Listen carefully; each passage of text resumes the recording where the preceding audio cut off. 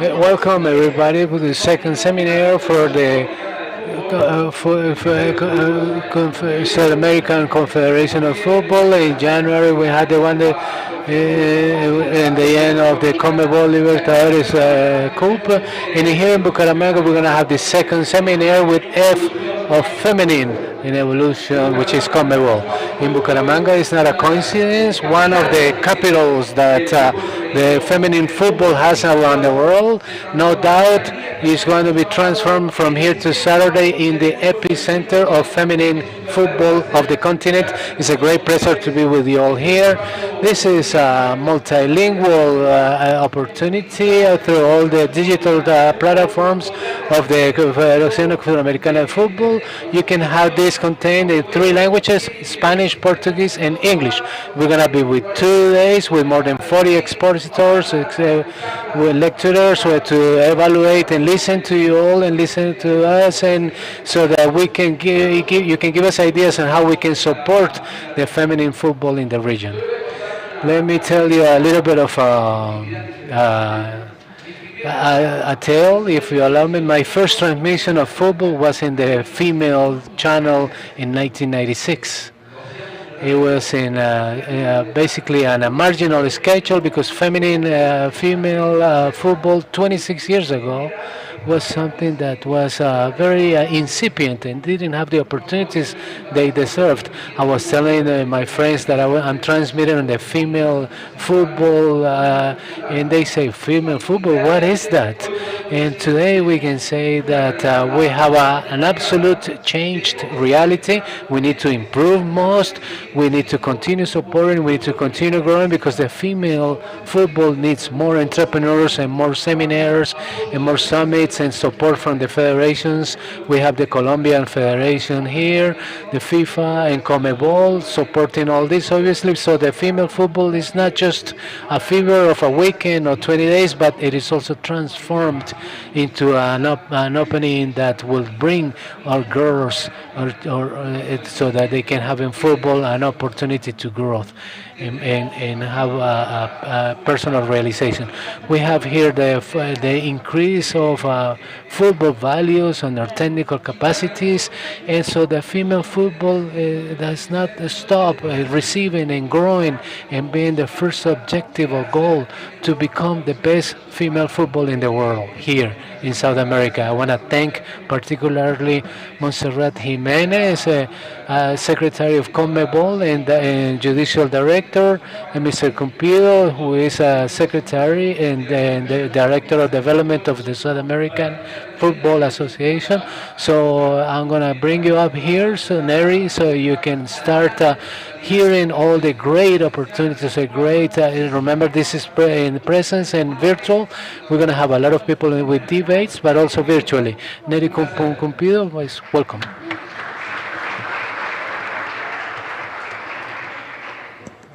Good afternoon. It is a pleasure basically to see from here the whole room full. That when you see the satisfaction, something like that is satisfying to see so many people coming in here and listening to this seminar, which is going to be undoubtedly of great success, of great learnings for everybody. A warm welcome to all of those that are here with us in this football seminar with F of Feminine. Comebol is committed with an inclusive soccer. We're going to share information and ideas, and we're going to share passion for football as well. We are living a Comebol Copa America and a females that is historic, full of talents.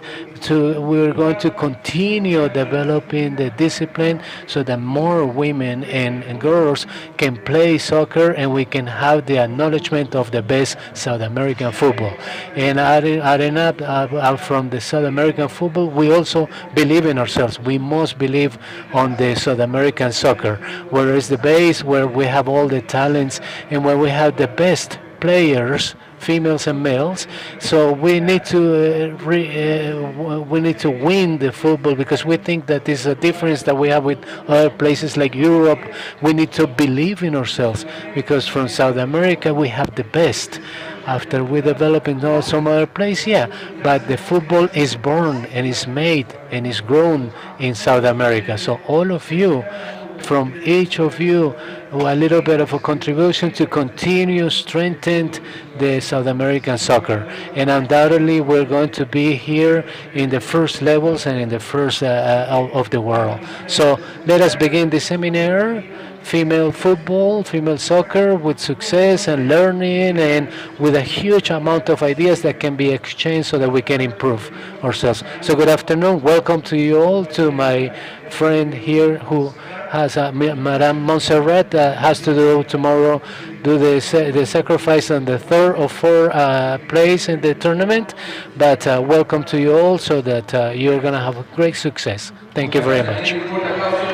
Thank you very much. I give a hand to the Director of Development of Comebol, the area of development that is launching this second seminar with of football with F of feminine. Has been the American Cup with greatest influence of people in the stadiums. So congratulations, Colombia, that has populated all these. There is a whole sale of all the tickets for the next Saturday. We have all the tickets sold in the stadium Alfonso Lopez here in Bucaramanga. We have the greatest TV channels interested to buy the rights to transmit this. So I come from Argentina. In Argentina, we used to transmit the owner of the public television. The semifinal against Colombia was declared of a national interest, and it was transmitted in Open TV. It was something that it was unthought of. No, while not a long back.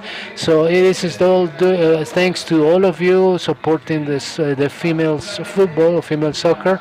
I particularly have a great admiration for these heroines we have.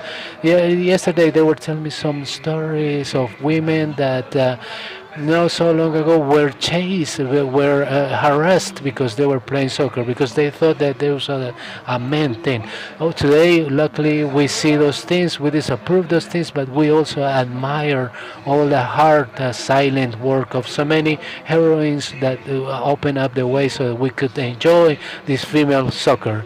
Inclusive and with many objectives so that we want to continue, because this is not a today thing, but it's got to be a whole life thing, because the female football does not have a ceiling.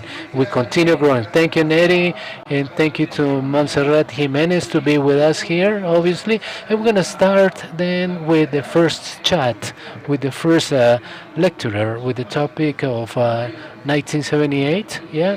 I don't want to know who was born there, but the one director of the seminary was 1978. She told me that she was born that year. She didn't want me to tell you, but that's truth. So let us begin with the first panel. Fabimar is going to be one of the South American football. So we say we're going to review the agenda of what we have. The first day we're going to have an international vision of the development of female football. This is what we're going to have. Then a technical vision of the development of female football, and then the main changes and challenges of female football, and then ending up with the female leaders on the management of change. It will be very much interesting. We're going to have workshops at the end of the 2 days, especially for those that are following us virtually. These workshops are for free. The space is limited, so you can connect through the links and we will have on all the social media. The two workshops today are football, pregnancy, and maternity. This is something that is structural for female sports. And second workshop will be prevention and attention of gender violence, which is something that no doubt deserves special attention. So we're going to start up with an institutional vision of the development of female football. For that, we're going to give a welcome for those who are going to share with us the details, all the strategies and what the FIFA and Conmebol and the Colombian Federation of Football have. We're going to welcome Ariana Arijovic, who is the head of development of female football for the FIFA. Welcome, Ariana. Faimar Franchi, development manager for the South American Football Association, and Ivan Novella, who is the secretary of the development department of the Colombian Football Federation, and Camila Herrera. So, welcome. It's a pleasure to have you all here in this scenario. And let us begin listening to Ariana Demirovic from the FIFA, the director of the head of development of the female football division of FIFA. Welcome, Ariana. This is your microphone.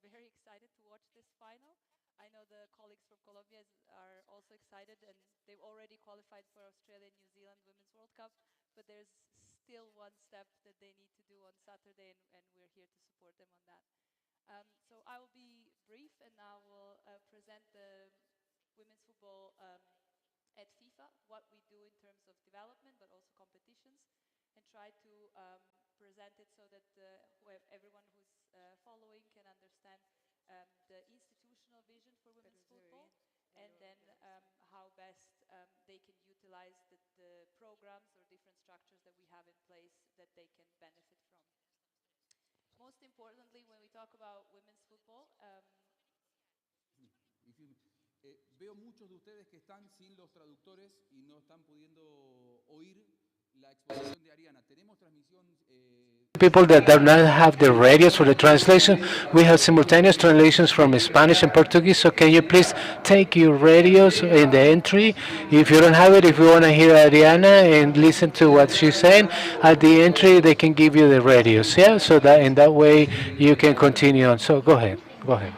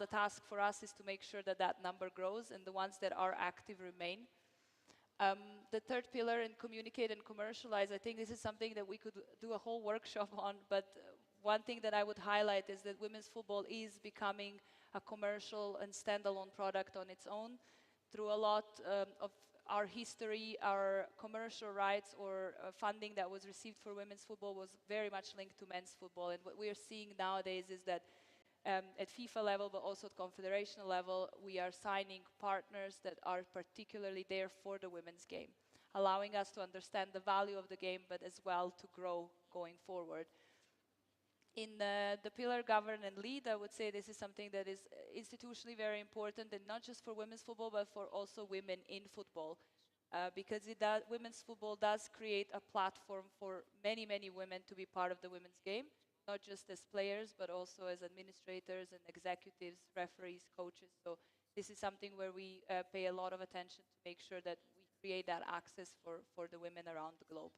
And then in terms of educate and empower, it's important to really celebrate women's football and use it as a platform for development. And this is something that we are seeing across many member associations, many NGOs, governments. We are changing taboos and changing social norms by using women's football, and it's something that it's powerful, and we should embrace it and use it more. I will just touch briefly on the competition. So for us, what is very important is that in the next year, we will see 3 Women's World Cups, an under-17 in India and under-20 in Costa Rica, and of course the next year's Women's World Cup in Australia and New Zealand. Something that for Brazil and Colombia is very exciting, but for the other teams they've also reached the playoff tournament, and some that can still qualify for the World Cup. And the idea is really to see more and more teams globally able to reach that global stage. If we talk about the Australia and New Zealand next year, just briefly, the idea of the tournament is propel development. So that the tournaments and the competitions are there to help us with developing the game, which is also the reason to mention that this is the first tournament with 32 teams, allows 8 more teams to come of that international stage, for many of them for the first time, and then really supporting them to make sure that the product is of good quality and there are no big score lines, and then everyone is showcasing the best game that they have. We are seeing it in 2 confederations for the first time and 2 host member associations, and very much looking forward to the show of next year.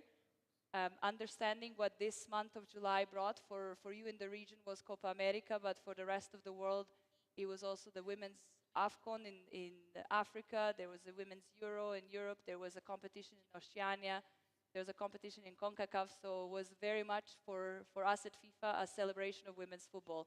None of the tournaments were ours, but we were all glued to make sure to see who are the teams that are qualifying and how can we best support them in this process. When it comes to development and professionalization, I'll just quickly touch on the programs that we have, because it is something that can be beneficial to the member associations and also different stakeholders within domestic member associations. We have 8 programs, and I'll just briefly go through them to mention the strategy development workshops, league development, grassroots program, which we call Women's Football Campaign, capacity building for administrators, scholarships for female coaches, which is something that is really important. Also coach mentorship program, also for female coaches, to make sure that we are allowing these coaches, for some of them for the first time, to have a mentor and to grow their game. We also have a women's football leadership program that we do together with the UEFA. And then finally, the club licensing program, which is one of the programs that is more focused on professionalization of the game. Excuse me. And something to mention in terms of professionalization is that it is an area that is growing at the moment, and that we're, together with the confederations and the member associations, paying a lot of attention of how can we professionalize not just the players, but also the structures around them, and working with different clubs, different leagues, member associations, not just through club licensing, but through doing different type of research and making sure that everything around the player is growing and professionalizing, and making sure that they have the best conditions to play. When we talk about the development programs, it's just a snapshot of where we are and how many member associations are benefiting, and it's always very important to notice that globally all our member associations have access to it, and this has been very much dependent on COVID-19, but they can always apply throughout. There is no deadlines, and it's also very important to see the activity in the region. We have a snapshot of that, and we are working with many of the member associations in the region on different programs, together with the Confederation as well, to make sure that we are putting our strengths together and avoiding any overlaps of resources. Finally, I'll just touch on some of the tools that we are developing. There's quite a lot of work happening one-on-one with the member associations, but then we noticed that many of the member associations work on their own as well. They don't necessarily always come to FIFA or the Confederation. So we make sure that we develop tools that they can use as well. One of those is the club licensing handbook we have just recently launched, and also the benchmarking report that we published last year of top 30 leagues of women's football, and we are waiting for the second edition coming in the coming weeks to be published. And then finally, for the development programs to accompany what we offer to the member association, we've also developed the administrator handbook and also a mentorship guidebook, because we have several programs that revolve around the mentoring and leadership aspect. So we thought that it would be a very nice idea that the member associations can also follow that type of framework. This will be it from my side. Thank you very much for your attention. And as I mentioned at the very beginning, if you have any questions, please do reach out to me after the session. I promise my Spanish is understandable, but maybe not good enough to present. Thank you very much. Muchas gracias, Ariana. Fuerte aplauso por tu presentación.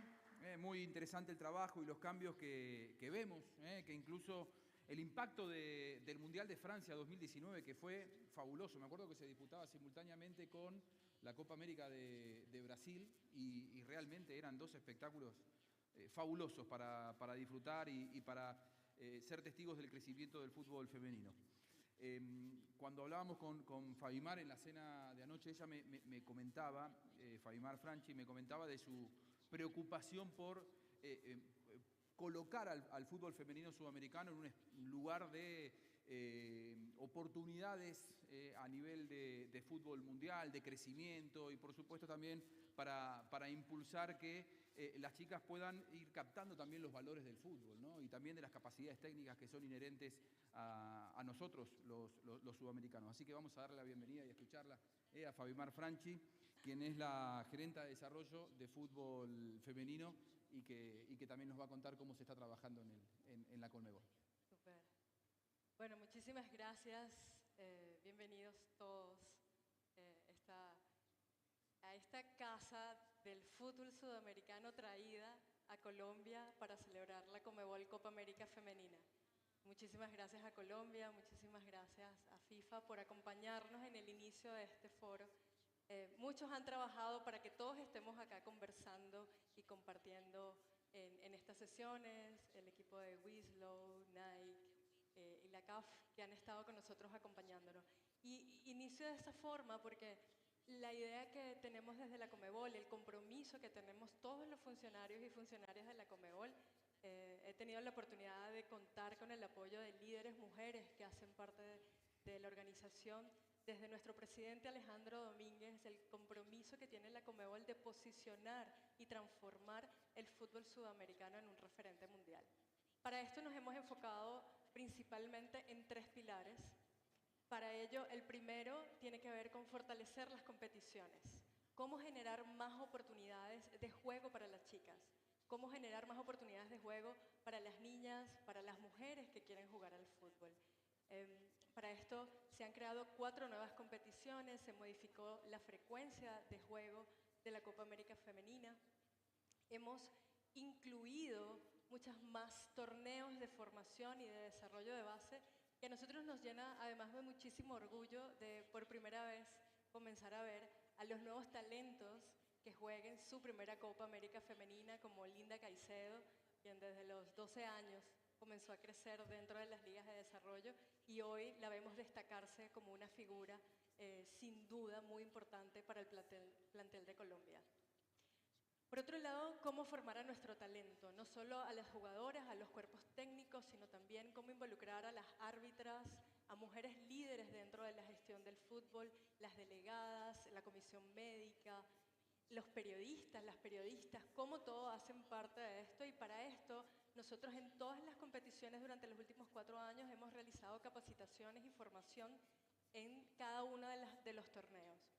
Asimismo, comenzamos un proceso de documentación de contenido específico para el fútbol femenino. Lo que hemos logrado es la publicación, y van a ver, y nos sumamos a las publicaciones de FIFA, donde contribuimos en los procesos de investigación, donde tenemos información estadística que pueden encontrar en la página web de la Conmebol, donde tenemos un manual orientador, un manual de fútbol femenino, que fue construido por jugadoras y jugadores expertos de Sudamérica, dedicado exclusivamente a cómo desarrollar el talento sudamericano.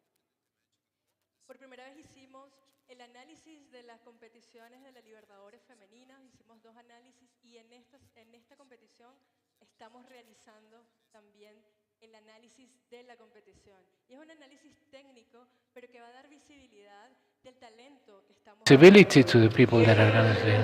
And for us, it's very important because these are the tools that all the generations are going to continue using in the future. When we talk about including, is that it means that we all should feel this passion that we are feeling here, that we are going to be many and that we're going to multiply ourselves. And for this, all the marketing team of the Comebol has been focalized on how to generate this commitment, this approach to the fans and the family that is in love with female football, with a campaign that says football is football.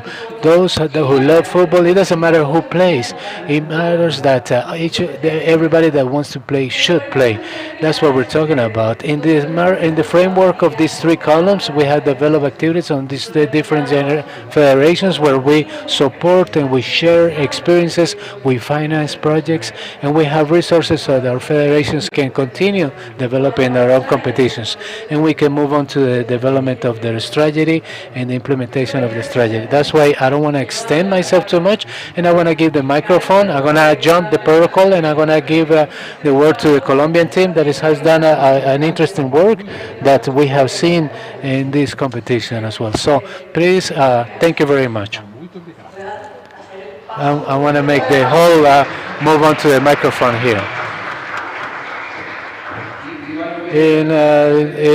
Ivan is the Director of Development for the Colombian Federation of Football, and Camila Guerreros, who's going to tell us how they're working from the Colombian Federation for the development of football in Colombia at the female level.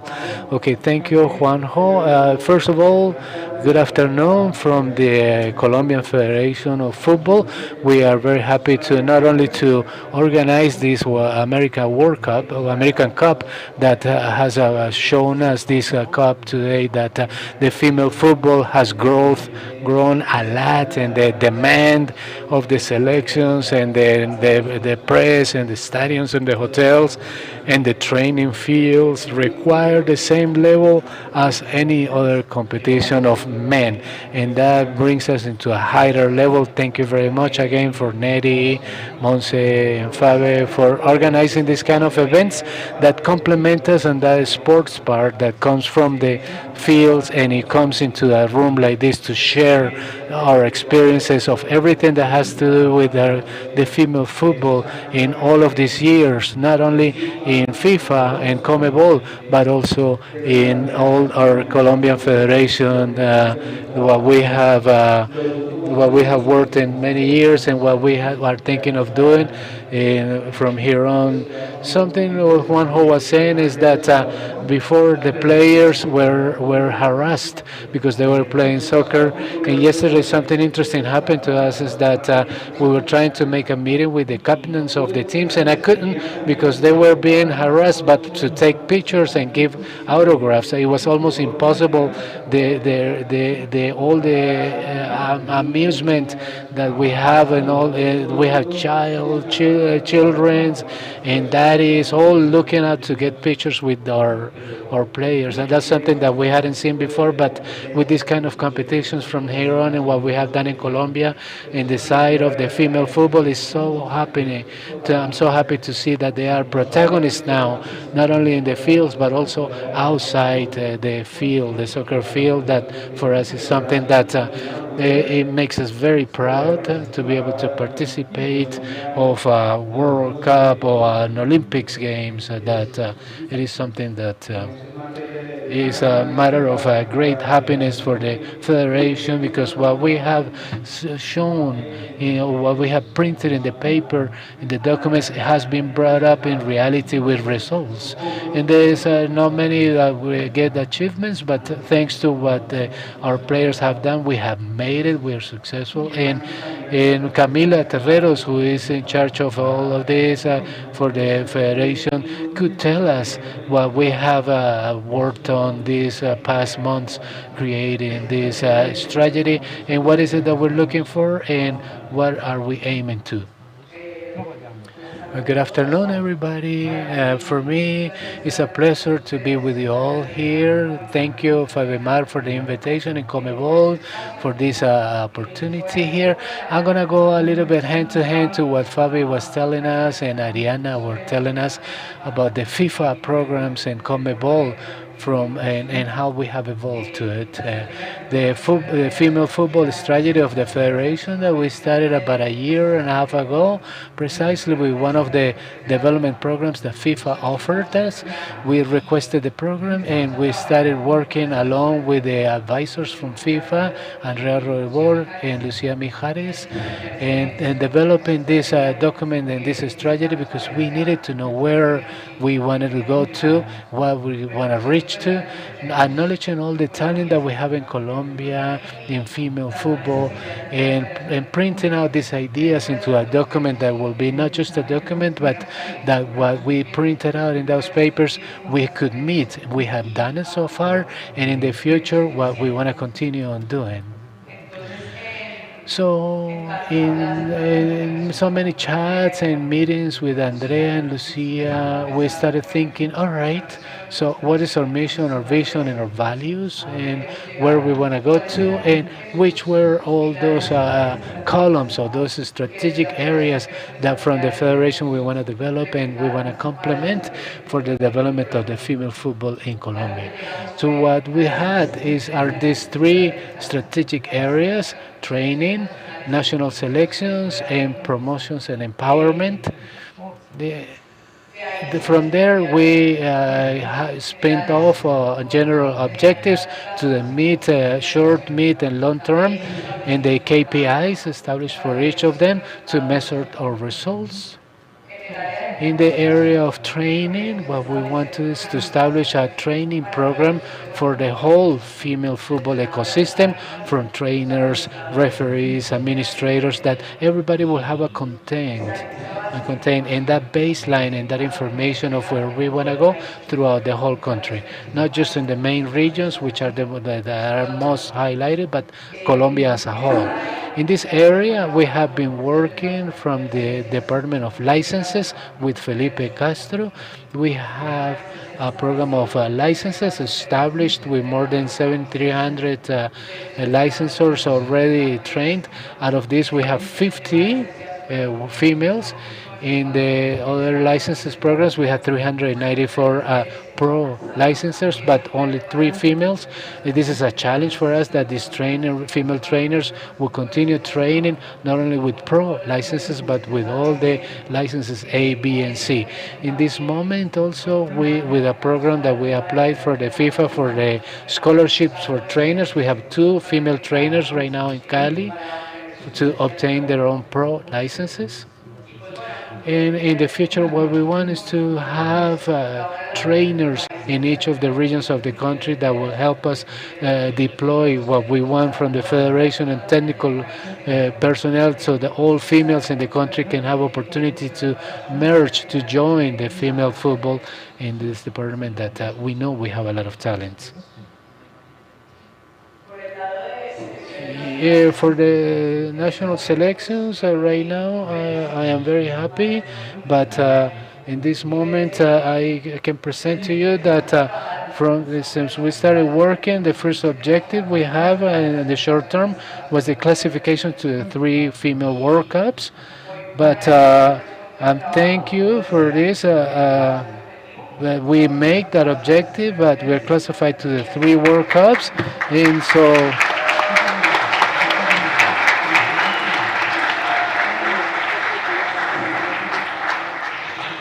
And this has been achieved with a work that we have done with Ivan on the preparation of these selections and to continue giving these friendly games. We have more than 8 microcycles in per year to have all these challenges that give us the classification to the cup. And the idea is to continue on doing it, respecting the FIFA dates and giving the competitiveness to all the our players. We are at the end of the America World Cup, and we can tell you on Saturdays also, hopefully, that we're also the champions. And from here on, to continue on with this process that we want to create and profile, a DNA of these players that are in the Colombian selection, that Colombian team that could be established and socialized, and is that what we would have in these leagues is to work together for this profile that we need to have for the female player that we want, and year by year continue improving all the so that we can classify in the next World Cups and improving the participations every year. And in the promotions and empowerment, our main objective is to give visibility to the female football through campaigns of promotions with strategic alliances and organizers and NGOs and GOs. We want to do this with the strategies for marketing and sponsorship guided exclusive to female football. This could give us many windows and to have creative agencies that will help us find those ambassadors and find this message that can be driven, it can give it a more visibility so that everybody in the female football could look into the world will look into Colombia and the players and taking advantage of the America Cup. We have had a great visibility. What he was saying about the hotel and what the players are feeling right now, the whole country is focused on them, and this is what we want to achieve. That is not just the competency time because we have our results, but also keep this message and this support from everybody, reporters, and everybody that is involved in this, because this belongs to all of us. That's why I want to say that from the Federation, we have all the channels open for the communication and the support of all the ideas that you could give us and work in as a group so that this will be better. And that's it. At the end, in each lines of actions, we have proposed who is going to be responsible for it. We have a timeline by which all the deadlines that we want to achieve, all these objectives, and there's three strategic pillars. And we will continue moving on and having good results. Thank you very much.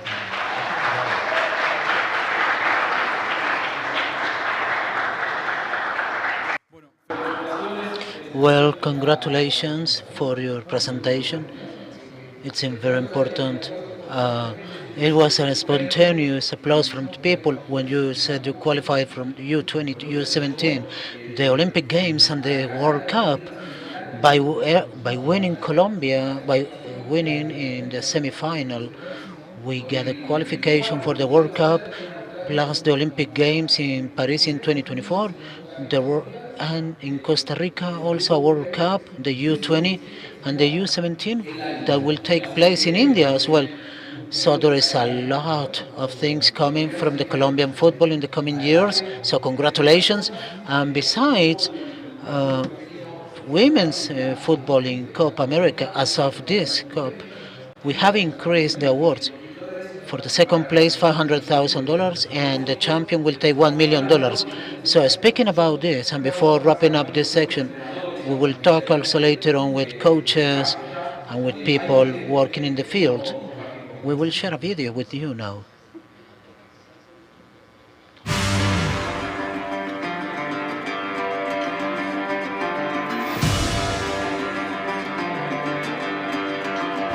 Women's football.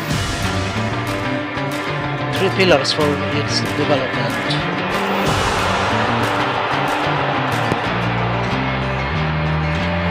Four new tournaments. Champions of America versus Champions of Europe. Change of format. More frequency every 2 years, plus a place to the World Cups. The prices increased 18 times more than in previous issues. Female soccer more competitive, more powerful.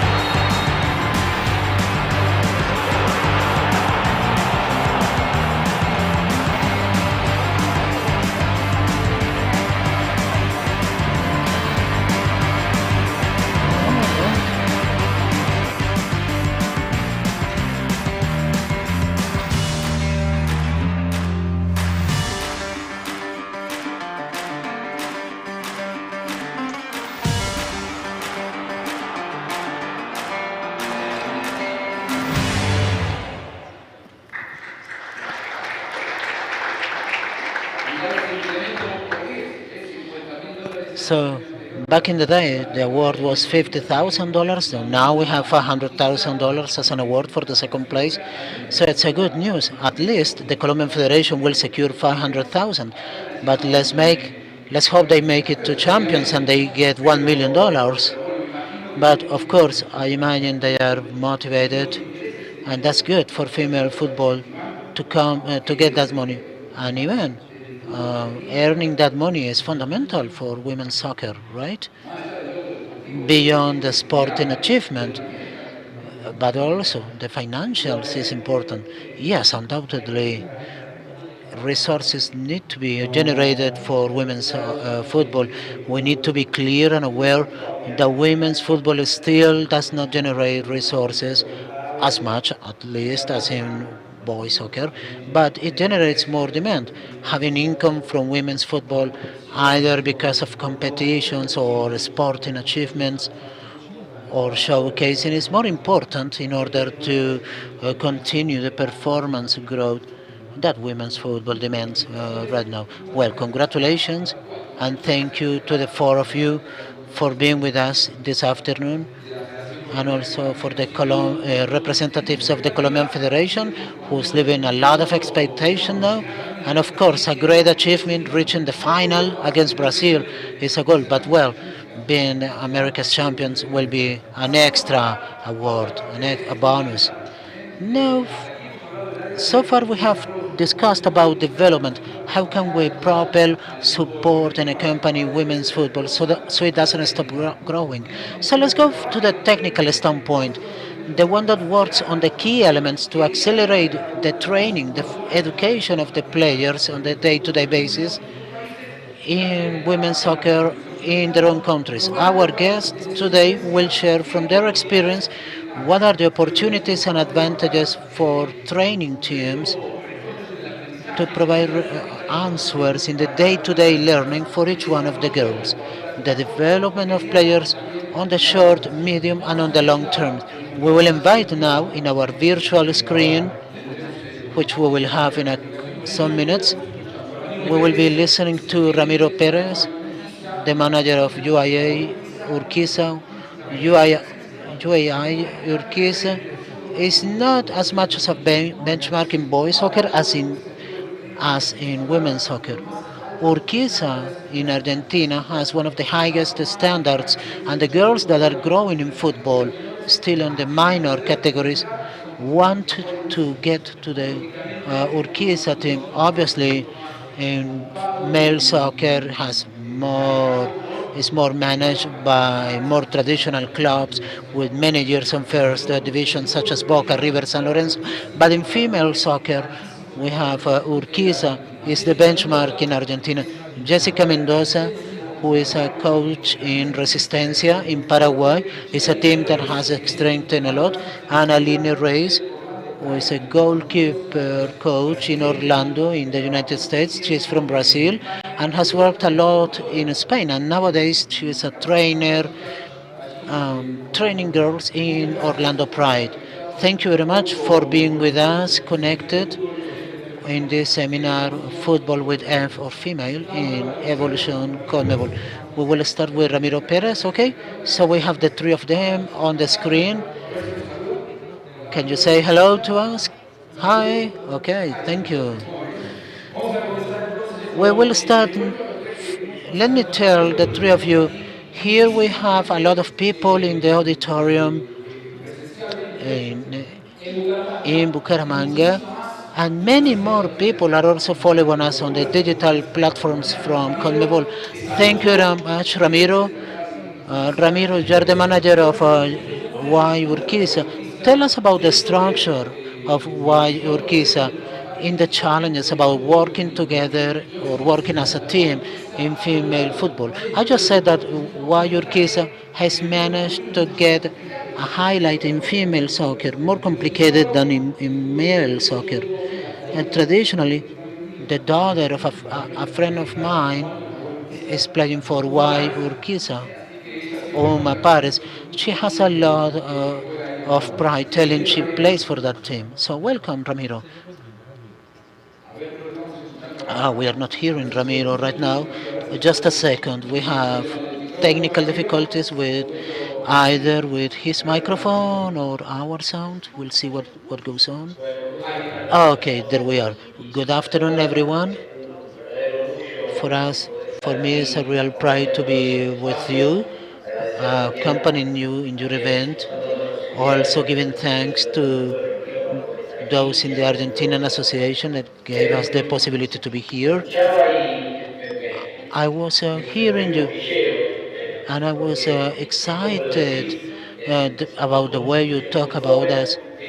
We work with very young players, and in these years, we have been able to position female football in our club in the top level, and that is due to the fact that we are working in terms of organization within the club that allows us to obtain these achievements that you just mentioned.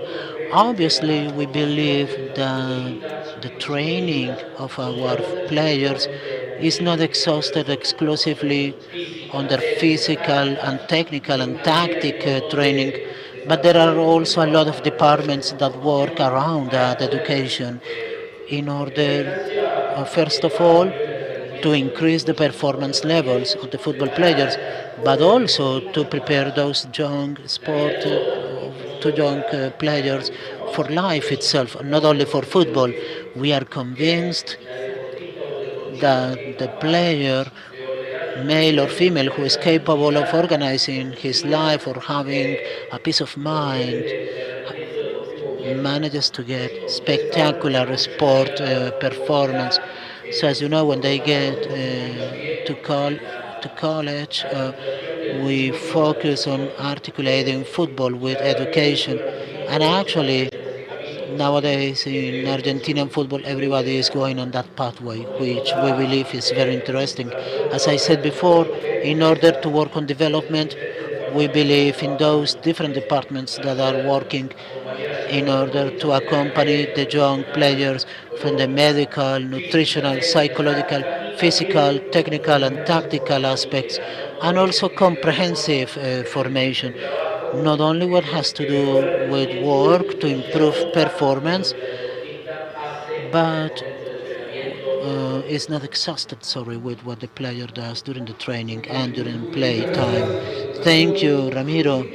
I wanted to ask you, over the years, because I'm interested in that, how did you do to transform a college team from UAI, the Inter-American University in Argentina, in, into a benchmark in women's football? Because after so many years, you have reached, you have managed to get girls not only a space to compete and to grow, but that they also trust in that institution. So somehow we have transformed this traditional paradigm of football, where girls want to go there not only for the love of River or Boca, but I want to go to a place where excellence is worked on a day-to-day basis. I believe yes, in that sense we. Oh, sorry, sorry, we have a connection problems with Ramiro. Let's move on to. Oh, sorry, we have Ramiro back. Ramiro.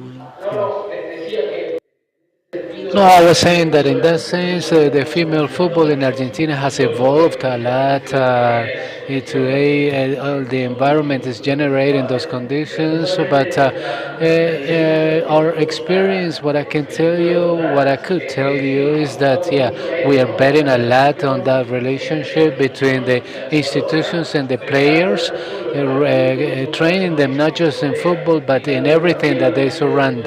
They have the opportunity to study at universities, and so that way, tomorrow when it comes after the many people that more than 50% of their life to live after they finish up with football, they could have more tools to continue on the day-to-day through football. So that's our secret right now for why it is in Argentina, and I think that we have referrals of the female football that has gone through our institution and that have gotten a university degree. That gave us a lot of pride, as they have been doctors, accountants, and so many other careers, and that is of great value. And in this, so we've been so young as we are, 14 years old, so only in this, we have had four participations in Libertadores Cup and four World Cups, and many people playing for the national teams. It is a great pride for us. Congratulations, yeah, because this is also important to give education to the players that they could move on to their lives and the rest of their lives. Thank you very much for telling us all of this in detail. So let us greet Jessica Mendoza. She is from the Resistencia in Paraguay. Jessica, let me ask you, just to begin with, what are the main points for the development of female football for you? Welcome. Good afternoon. Okay, I'm proud to be here with you all. Thank you for the opportunity you're giving us for Comebol. Okay, so the most important points, and the first thing will be the creation or development of the personnel that will be here, that will be deployed throughout the whole country. Another point will be the marketing, the massification of promotions of the female football, using the technology through media, social media, in communication media as well, in the development of competences and projects and international and national events like this one. Another will be the licensing of all clubs for the female categories on the different main divisions of football of each of the federations, as well as the divisions for others levels that follow up to it. Also will be the programs or agreements with educational institutions for to include in their curriculum grid the female football as a part of their development process, professional development. The support of the educational institutions, like you are saying, is interesting. How the example you're giving us, as Ramiro was telling us, that and also Jessica, how important it is for an integral development of the players, that some of them, lucky enough, will become professional players and represent their countries, but others will end up their careers earlier, but they could be supported in the academic side as well. To close up, what is your vision for the future? What we have achieved is a lot in the latest years. We have developed, we have evolved, we have in the female football. What ideas, what will be the main objective for the next year, or the next 2 or 3 years in these training programs? I think that in Paraguay we have started the inclusion and the agreement of what is the association of promoted with the educational institutions to develop the female football and to install it progressively from the schools and then high schools and the universities and then the main clubs. Very good. Very interesting. Thank you very much, Jessica, to showing us this reality because, of course, we are a big continent with a lot of different realities, and that's what we need to go on to way up north to the United States. In the United States, which have been the pioneer and driver of the female football in their regions and their confederation, and they compete shoulder to shoulder with the greatest powers in the world, the same as Brazil is the United States. And Europe, they have had a great development, even premature, let us say, from the rest of the continent, and they have the trend, they give the trend worldwide. So Alina Reis, she's Brazilian, she has worked for many years and as a goalkeeper in their selections. She worked in Spain for many years, and she trains goalkeepers right now for Orlando Price. She lives in the peninsula of Florida. I hope you understand. They told me you speak Spanish perfectly, so living in Spain. So your testimony is important to us, and how this thing is being worked, and how they have worked in so many different in this line that you are on as a goalkeeper. The trends are different, but I think your job as a goalkeeper is very important. So welcome. Good afternoon to all of you. I hope you could understand me because my Spanish is a little bit rusty since I left Tenerife. I played in Spain for 3 seasons and I loved it. It was a very beautiful part of my life, and I'm very happy to be with you all. It's a pleasure. Thank you for the invitation. And speaking a little bit of the technical part and the development of the female football. In specific with the goalkeepers. In Brazil, I was lucky enough to start a specific training when I was 9 years old. So obviously I started with children, like the most of our girls, and they start with children because with boys because they didn't have the opportunity to play with female teams at that time. And in my career.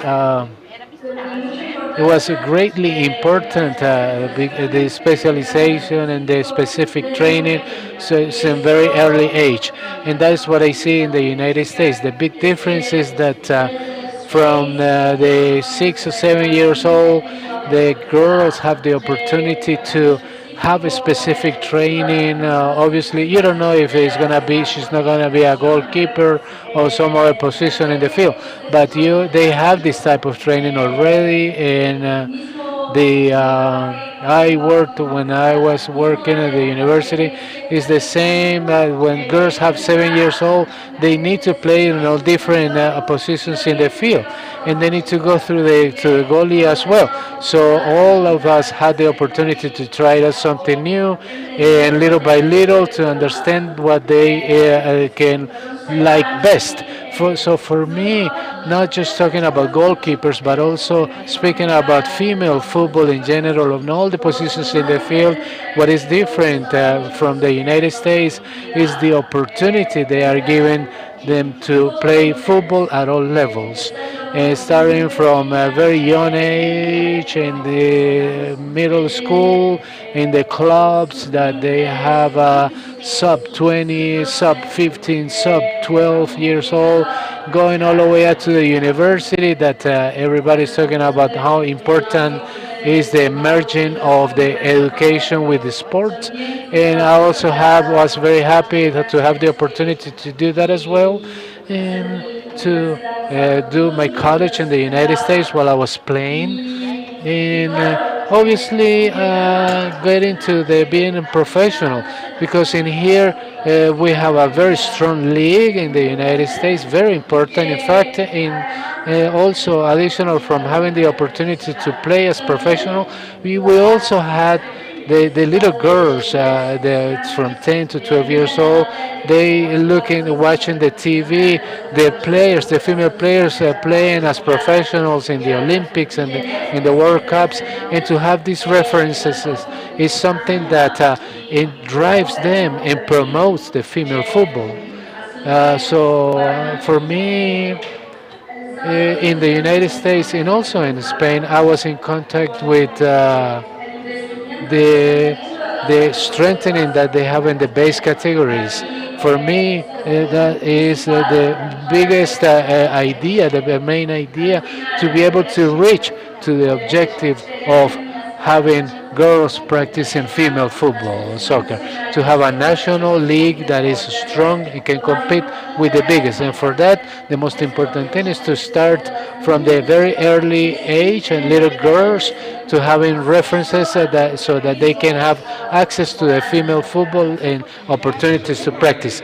So interesting what you're saying, because what you're saying a little bit to what Jessica was saying in Ramiro as well, how important it is to train the little girls from the early age, 6, 7 years old, so that they don't have to be excluded because they want to play soccer, but that they are in the schools, including the female football as one of the natural activities of the school. And in many cases, that is not happening. Aline, I want to ask you, because you have a great experience to be trained in Brazil, and to have played in Spain and playing with the United States, from South America and Comebol. We want to continue growing on the female football. From your experience, what do you think is missing in depth to help and stimulate the growth of the female football? Uh, from that my technical perspective, I think that the South Americans, and specifically Brazilians, and all the South Americans as well, we are technicals because we play in the streets. Because for now, when we are trainers, we can see a great importance to the reduced football, like small-sided games, let us call. And what that means is that these are placed on a small rooms, 5 against 5 or 6 against 6. It could be 2 against 2, 3 against 3. And the idea with this one, small numbers of players, is to have more contact with the ball and the decision making, and to work with the transitions, offensive, defensive, and we have that that's the characteristic of the street football that we work, because it's our passion of something that we as South Americans love so much with football. In this part, we already have that up. But what we need to do is not just the technical part. Of course, we're working on it and the physical part to be able to compete with the big ones. We are working on the practical part and the mental part and the discipline and so on that all my friends Ramiro and Jessica have spoken about.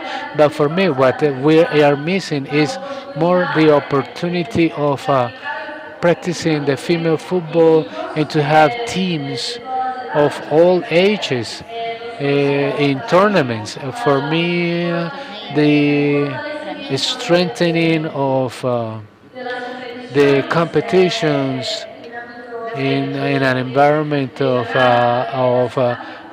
national competition is the most important, to have the opportunity for us to really start living football, which is more than just the technical part. Football is much more than that, and the teamwork is the most important thing of all, and that can only be done with a team. So I will understand that we right now we are working forward and we're having a very huge development, but we have to keep in mind the opportunities. Every time we have to give more opportunities for the girls that play football, not just in the streets, not just with their friends, but also give them competitions so they can continue working on their teams. Thank you very much. Thank you, Lene. Let us give a hand to the three of them. that Ramiro Perez, gerente manager of the Guayoriza in Argentina, Jessica Mendoza, Paraguay trainer, and Alina Reyes in the Orlando Prize. There are many people enjoying in your conversations, that people were listening to you all through the on live streams on our YouTube channels. Remember, we are have our old YouTube channels, and we have the hashtag football with F in or feminine. So I hope this is half a way well done. This is very interesting. We have girls growing in the South American football, and this is something that is going to bring forward as a result that in not many years we're going to enjoy a female football in the region that is a lot closer to the world elite. We're getting there, and we're going to be a lot closer sooner. So far, we have chat about from the institutional perspective and the technical perspective, but now we have a very interesting moment. We're going to talk about a group of references, a group of people that are going to tell us from their experiences what are the changes and challenges that the female football has around the world, and particularly in South America. Let me invite to the stage Carolina Silaket, member of the directive of WISLO. WISLO is Women's and Sports Law, a lawyer with more than 50 countries, specialized on sports law. You're going to be the leader of this conversation that is going to be very interesting. You're going to have Regis Belber, lawyer associated from Belber Sport, president of the Female Football Leadership, and then Argentinian representative that are with us here in this event in Bucaramanga. Kim Saito from Brazil. She's very young. That really has a lot to tell us about. And Aline Pellegrino, ex-captain of the Brazilian Football League, and today the manager of the Brazilian Confederation of Football. Thank you, the four of you, for being here. We are five because we have Richard Belbert, who is with us in via Zoom. So welcome to you all. I'm going to turn this with Carolina so that she is going to be a more authorized word that will help us understand the challenges that we need to have. So please, Carolina, the table is yours. Good afternoon, all of you. Welcome to this panel that was organized by Comebol in cooperation with WISLO, in which we're going to talk about the biggest changes and challenges of the female South American football development. Before introducing this luxurious panel that we have here today, I want to thank, in the name of WISLO, to the Comebol, and mainly thank Montserrat and Fabimar to help invite us to this event. I think that we think that these type of opportunities are very valuable and necessary for the development of female football, and WISLO is pleased to cooperate in this sense. WISLO is an association, international and non-governmental, based on Switzerland, that sits with professionals for the sports law of more than 50 countries around the world, and our objective is to promote the participation of women in this discipline, and from there on to generate ideas and to promote the exchange of knowledge in the world of sports. So today we have with us Stella Funcos. Stella is a lawyer, masters on sports law. She is a soccer player as well. She's a lawyer for the soccer players, director of the female football program of the FAG, a member of a WISLO, member of the executive committee of FISLO South America, a referee of the dispute chamber, which is part of the football tribunal of FIFA. We have here from Spain Reyes Belbes. Reyes Belbes is a lawyer, a partner of Belbes Sport. She's the president of the leadership of women football, and she is an external lawyer of FIFA. Welcome, Reyes. And we also have here Kim Saito, who is the director of the female football of Cruzeiro. Probably the youngest football director we have. She's 26 years old. She's trained in journalism. She worked in CBA from 2015 to 2017. She's been 7 years in the female football market, and she has also experience in the marketing agencies for Sports Octagon and Rioscope, which are agencies from Ronaldo Phenomena. Welcome. And we also have here with us Alina Pellegrino, also known as Alina Pelé. She welcome. Alina was the captain of the Brazilian league, and she was the person that was the captain for the longest time, for more than in this league. She's the manager of competitions on in this selection. She was a silver medal on Olympics 2004 and 27. She is an ambassador of Comebol as well. Welcome to you girls.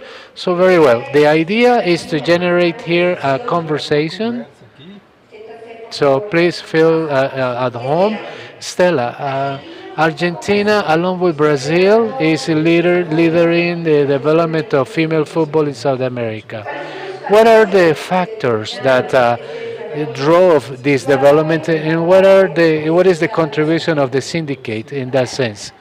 Well, good afternoon to all of you. I wanted to thank you and to start with the question and to answer your question. I want to thank Comebol, Montserrat, and Faimar for my presence here in this place. Okay, so we all knew that the profession of the football in Argentina was going to get there for females as well. And the greatest challenge for us had been to see which way we were going to do it, and the law aspect from what I am concerned about. We need to give a lawful framework. So we, from the 2018, we started working with a team that was went in person to look at the teams that were in the first division and to see which were the infrastructures that the club had and what were the needs that the football players had. At that point, there was something that we were very concerned with, which was the topic of health insurance, because the soccer players came without having medical checkups, and the infrastructure was also a topic that it is still being developed, and some clubs are still investing on it, and we're still looking at the female football not just an expense but also as an investment.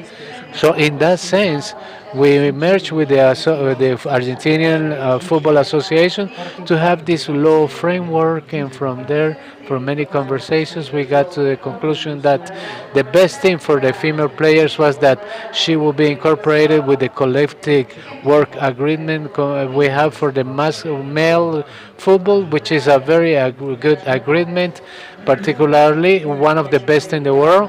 It is a very well developed agreement that has given them a lot of rights. For the reason of equality, we understood that the females needed to have the same rights that were guaranteed for the males football players. So that's how we got the first division of the female football as a league included to the agreement that they have with the males. So another thing that we agreed with is the topic of the medical checkups, previous medical checkups. So it was the medical was done by the football medical support from the league. So all the female players can go there and they do all the studies and analysis, and also hard studies, hard assessments. If it's necessary to make some complementary studies, we can do it as well. And that's how we started in the professionalization in March of 2019 with a tournament of small contracts, of professional contracts. And then we evolved with a strategic plan for 5 years, and now we have other contracts. Now we have 12 contracts. Now the next year we're going to have 50 more contracts, and little by little we're incorporating more professional players to the first division as well. So let me say that there was a before and after 2019, regardless of the pandemic. And the pandemic was something that paralyzed the whole football worldwide. At that moment, we had also the female footballs, in the most of the contracts of in Argentina. We from the 20th of July of 2020, we were not able to they were not getting money out of it, but we guarantee they had their salaries through pandemic, and they could have the social work and to continue being professionals. That was kind of like the in regards of the what happened to with the league. It is permanently we have had. We're always trying to listen to their needs, and the claims are basically the same for everybody. Sometimes the salary, the wages are delayed. The same what happens with the males. So that from the perspective of the law, yeah. After that, we from the perspective of the health, we help them as well with. And we have a social work with them that is very important. It has a lot of fringe benefits. We guarantee them the nutritionist for those with contracts and not the ones that are outsourced. And if they have injuries, and we can help them with the rehabilitation as well. And with the running of time, it was necessary to create a third category because we have more clubs that want to participate. And so there we will continue moving on to the next to the more and more clubs. And so that when we saw that there were more players into other leagues away from Buenos Aires, we started the leagues A, B, and C, and that's how we moved forward, trying to be present in the area of education as well, and guaranteeing that the football players will have access to finish some high school, and they have also scholarships for university careers. And currently, we also have an access to postgraduate degrees, and we're trying to help them in different points, trying to give them equality as the male players. So, Stella. Well, the commitment from FIFA and CONMEBOL Reyes has been fundamental to foster female soccer. That development has been exponential as of the World Cup in 2019, as we know. I want to ask you how to develop female soccer when the base institutions, I mean the federations and the clubs, are not tuned to this commitment. Well, first of all, I wanted to thank for the invitation, Conmebol, to Winslow, especially to Montserrat, Catalina. I want to send you my love from Spain to my peers on the round table and to all the participants. The question is very interesting. Besides, Estela has mentioned some points, which is first of all to have a strategic plan. I believe that if you don't have a plan and you are working in the function of a federation or getting aid or in function of filling up a stadium or a concrete fact, ultimately you will not have a coherence over time and you will not generate a change, which is what we intend. So ultimately we want to have a structure but professionalization, not only in words but in reality, so that the idea is to have a plan worked and developed by people who believe on the value of females football, who are also qualified to develop it. And that's also important to work in leadership with the other institutions. FIFA and CONMEBOL have mentioned that. There are also associations such in Argentina, as Stella mentioned, they are the pioneer in terms of maternity, and as she said, and I agree with that. And this has reached Europe, and we have taken note of it. And the situation in Spain, for the Spain Association, has taken note of everything that is going on in countries such as Argentina. That's why this conversation, this manage of learning, cooperating and collaborating with institutions who are giving good steps, is the way that it actually grows and that it becomes a future project. on the short, on the medium, and long term to have a strategy with a series of milestones, knowing that within a year you will not recover the money you have invested for growth, for infrastructure, for facilities, for stadiums, and so on, knowing that this is an investment that will have a return at the end of a long process. Thank you, Reyes. We've had the opportunity of conversing about the history, and the question is, how a woman who is 26 years have has become the female football director in a traditional club such as Cruzeiro, and what was the importance of having an allied man in this process? Thank you very much to Colmebol for the invitation. I will speak in Portuguese.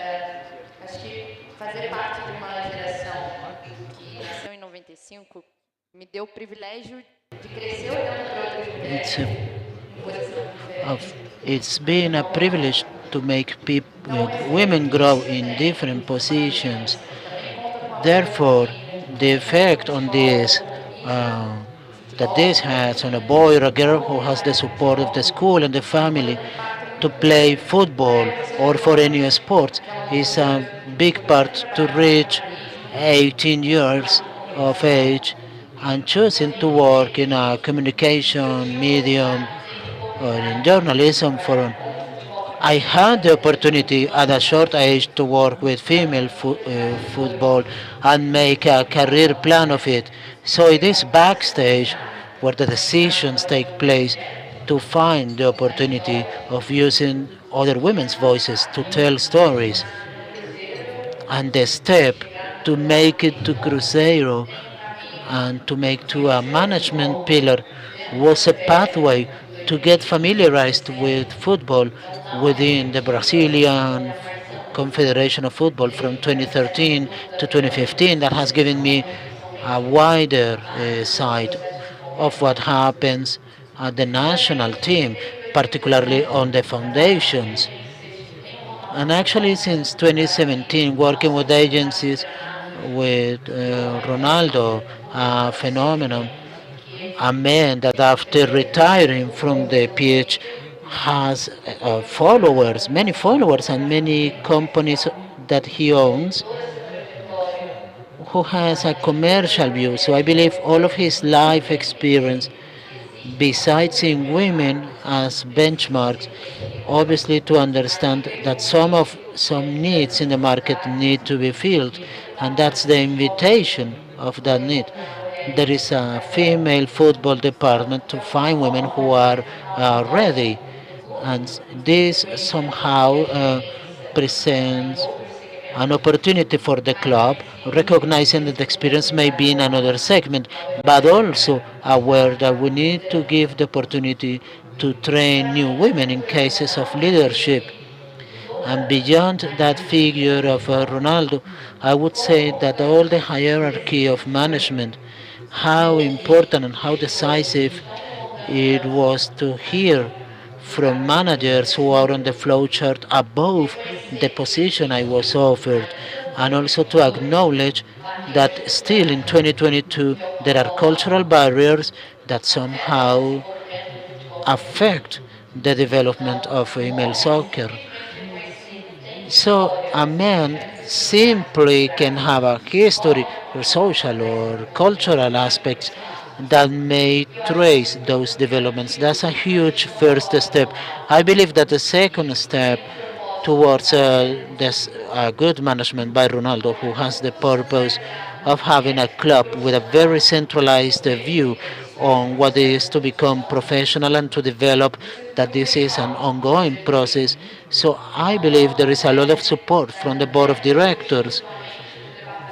So what happens is that the athletes, or exclusively the female football department needs to create demands, because from the top to the bottom there is this side that female soccer is a strategic pillar that is giving steps towards top performance. So all of those steps and all that development have created an incredible understanding for a girl who has been in the market of female football with new ideas, fresh ideas, with will and the eagerness to have this process of development of female football. And also at some times with Aline Peregrino, and I agree with what she says. We need to be solid on how to work on those growing machines. But after the triumphs, we will need step by step forward, not to go back. And it's important to have the support not only from Ronaldo but from all the clubs ecosystem with financial, commercial, business guideline, the CEO, the communication department, all of them very much involved in giving lights to football, female football. Thank you. What do you think is the importance of creating commercial value for female football for its development? Well, first of all, good afternoon. First of all, I would like to thank the opportunity to be here face to face. It's been a long time since we don't attend this sort of events where we didn't receive this warm. I believe that football is a bit like this. Even so, America Cup, it reminds me of 2018 and this proves that we are present. I want to thank the board of directors for development in CONMEBOL, Mr. Neri Pumpido, Admar, Patti, all of the team that has been working since 2017, working on learning in female soccer. It has to do with the challenges that we have. It has to do with this joint view that we have together. We are talking about a South America in female football where we need to grow together. It's not sufficient that Brazil outstands, but as we were I was talking with Sori and the players from Chile. This is a very special moment that we need to take advantage of when South American football is leaving the main competition, which is Copa America, and being able to consolidate this process. We are talking about this competition, and that's your question. I believe this competition, all this development process, for us to increase the number of girls, of women playing the sport, because sometimes these girls, and as Kifa says, she comes from the inland and she sees the national team training and she wants to work and involve with female football, but for some reason she didn't become an athlete, but she became a director. But now that we talk about the competitions, this increases the view for the girls who want to play, but also those who have missed the opportunity to play, but that will strive for the women that will consume. So for us, it's important to generate value within the competitions. Obviously, for us to generate value, there is a business model for that. That is something I also talked to Sorin on the way here. The football already knows what is the business model. We are not going to invent a new business model for women's football. We already have a business model. It requires accuracy, visibility. If there is visibility, the wheel will turn, as in male football. I believe that the biggest question is for us to be attentive. Who am I within this competition? I am an athlete, a coach, a director. I am the federation, the confederation, so that we know and respect that process. Because competition, the America Cup that took place in 2002, we didn't have a way to do it. No, we need to understand the process, so that us do not burn that stage, so that this product we deliver today is still not prepared to deliver, because we didn't have a way to do it. So this is an issue of creating value, to understand that value does has nothing to do with how much at the end of the day or at the end of the month I would have spent or how much I would have received. That's not the value, I understand.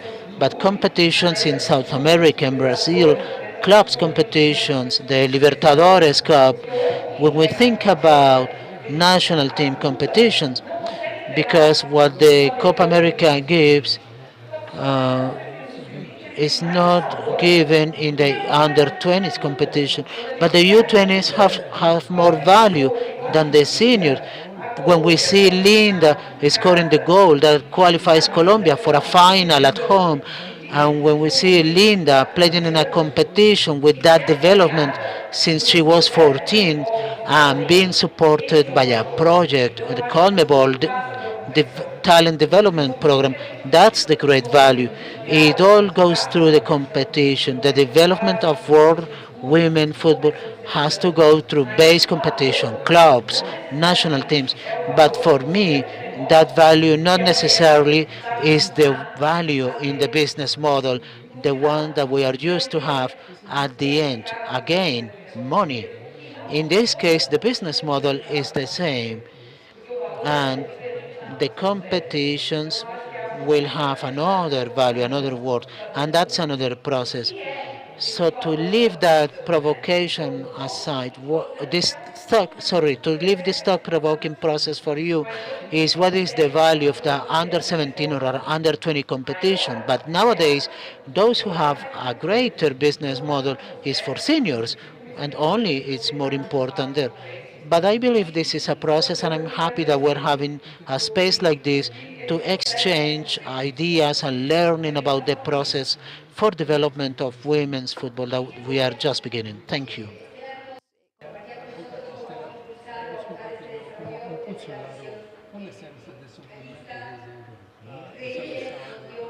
Okay, if you give a better perspective and institutional wise, but I'm more interested in the clubs. How can we drive the development of female football from the clubs and change this mentality of female football as an obligation from that to an strategic okay. I think that in essence it's very simple. I used to say this because when we talk about clubs, all these clubs have something in common.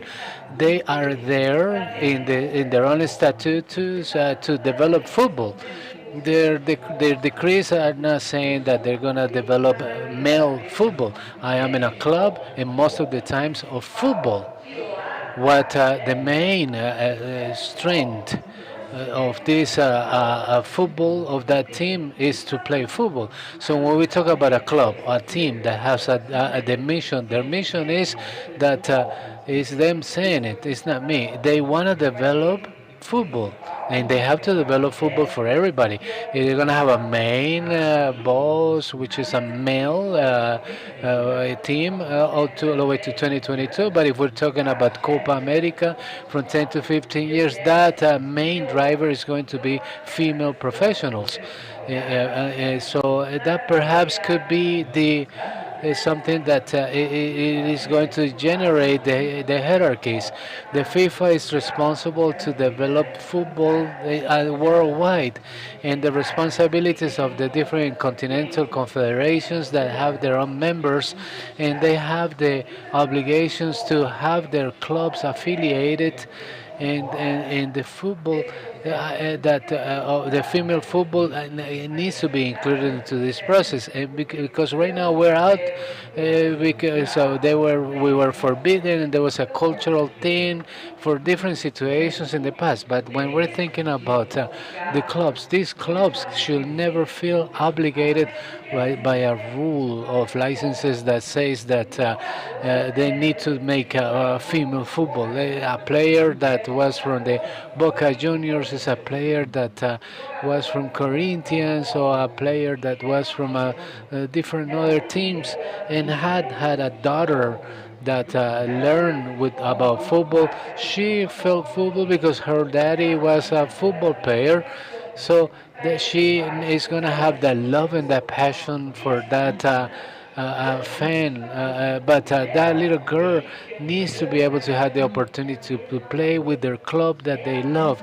Their passion is the same thing as their daddy, her daddy. So I am certain that these passions are the same. So if you have the opportunity, you need to talk to any South American club in here in South America. We are very passionate to football, so it is important that this little girl should wear that 10 number 10 shirt with of the club that she loves the most, and she's gonna have a huge competitions, and that can only be happen if we give the opportunities.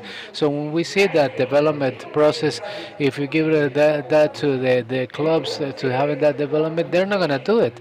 So when they have the regulations of the licenses, what they're doing is that we're not gonna be able to make it like that. So it is important that when the chain does not understand what they need to do, and they need to have these different rules that they have in the clubs, they had to do the licenses of competitions which determine the different levels. So I think that this is another way of doing it, that we need to drive it to have females like in Crusaders and 10, 15 years ago.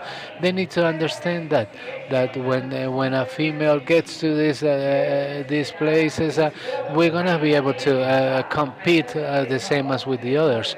But certainly, next director and Crusader in 10, 15 years, let's see if we have a female, we're gonna have more competitions for females out there. So this is crucial that we need to have all those moving forward. Yeah, before Reyes in June this year, Spain came to this select group of salary for females in the football, and we know that you have played an important role in this process. So my question is, from your experience and from the knowledge that you have of the South American football, which are the developments and greatest challenges you have in terms of salary for females? Oh. Well, to be able to advise as a lawyer and the female Federation of Spain and the male federation has been a big, huge step, a step to equality. Not so completely because there are many other topics, but they have been on different contexts a reality in which these are the first steps to be able to develop more and more. So the truth is that knowing the South American reality, the first thing that I want to say is that I don't want to compare. I think that what we need to see and understand in the female football and also on football period is that this strategic plan, this development plan of female football has to be tied up to each reality. And what works in Spain might not work in Brazil or might not work in Colombia or in Chile or Argentina. And the mistakes of a country, what they need is to help us so that we don't make the same mistakes. That's why I say in the beginning about the dialogue and the dialogue of the institutions of these type of forums that are very useful. So challenges, I think, is the same worldwide to professionalize the players. I don't think the female football is professionalized for more than we have the name of league and professional football. It's just a title, but we need to give more value so that then we can have the players will have contracts. That's obviously a big step, but to professionalize, from my perspective, is a lot more than just the salary. The salary is a part, yes, that is important, obviously, but to professionalize is to have this plan of mid and long term. To professionalize means that the brands and the institutions merge, join with us and understand the development of female football, and they can join with us as a team. To professionalize means that the clubs will work with the institutions in the leagues and the federations and the confederations and their players and the directives to develop all the female football in each country, and that we're not copy paste actions or activities from other countries. That this will allow us at time to study with trained professionals. This is another important topic that we need to continue on training people.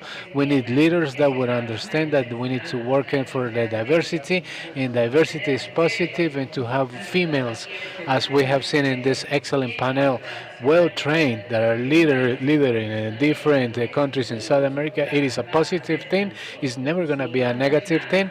And when we have these leaders understanding that, and we can all work in joining in union and to have time to study what the necessities are for each country, we can grow and professionalize ourselves. Because perhaps in Spain we don't need them to be so many females playing in football, but we need the ones that want to play, and it will be completely different from a country of Brazil in which their grown population has a soccer ball in their feet. So, since it's not the same reality from Spain to Brazil, it is important that the leaders know that we need to regulate based on these realities, and we should plan based on these realities, and then we train based on these realities. It is important that we need to eliminate this salary idea from our mind as the only thing that the football players are looking for, the only thing we need in the female soccer players, equality, salary equality. No, that's not just it. We need to have our own place, and we need to be professionals. We need to build up, and for that, we need a whole package in which we need to work together. Thank you, Reyes. Estela, you have had a trajectory of 25 years of professional in football, male, and now participating in the female football. And you have been also working on CISPRO South America, so you have a great understanding of the South American football.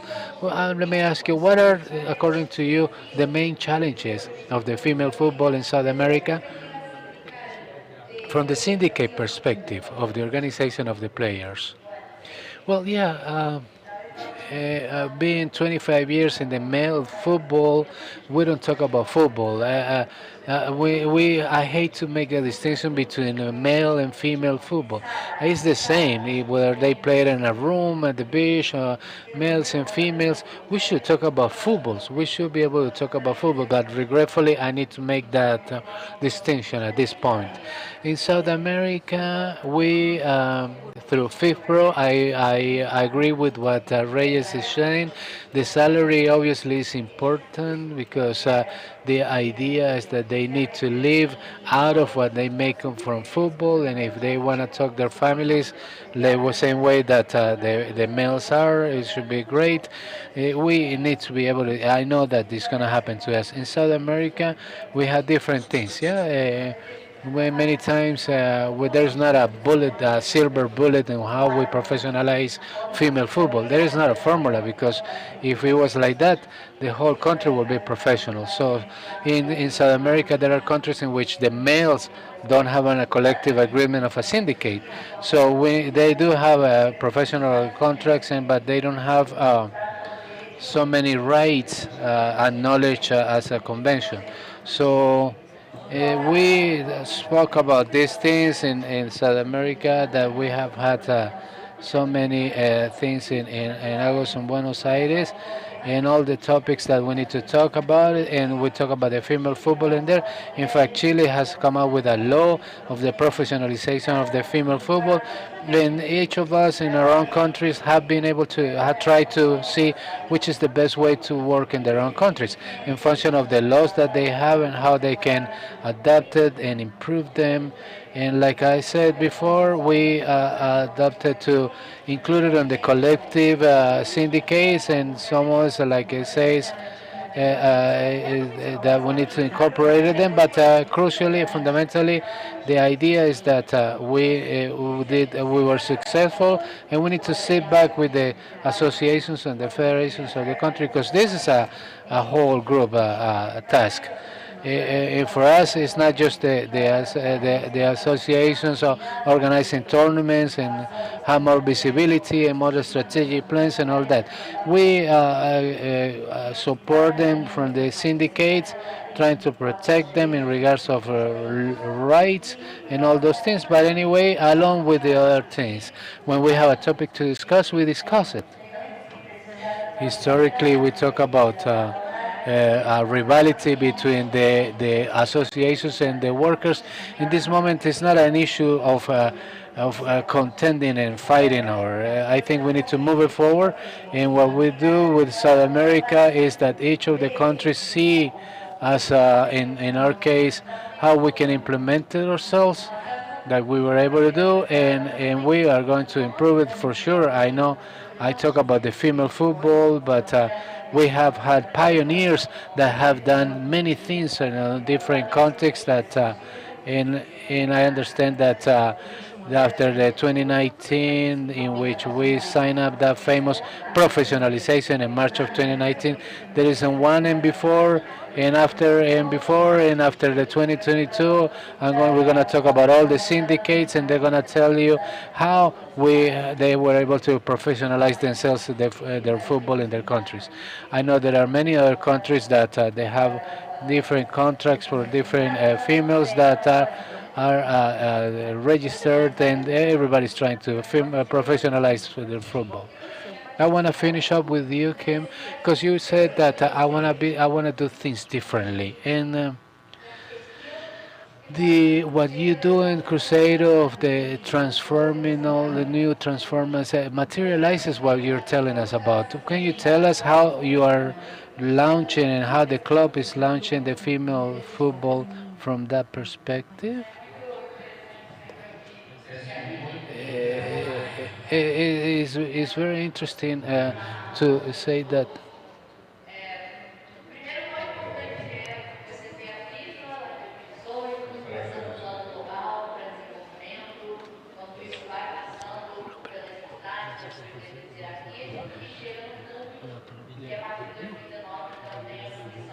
It is very interesting that we have been able to develop the female football, like Alina has said.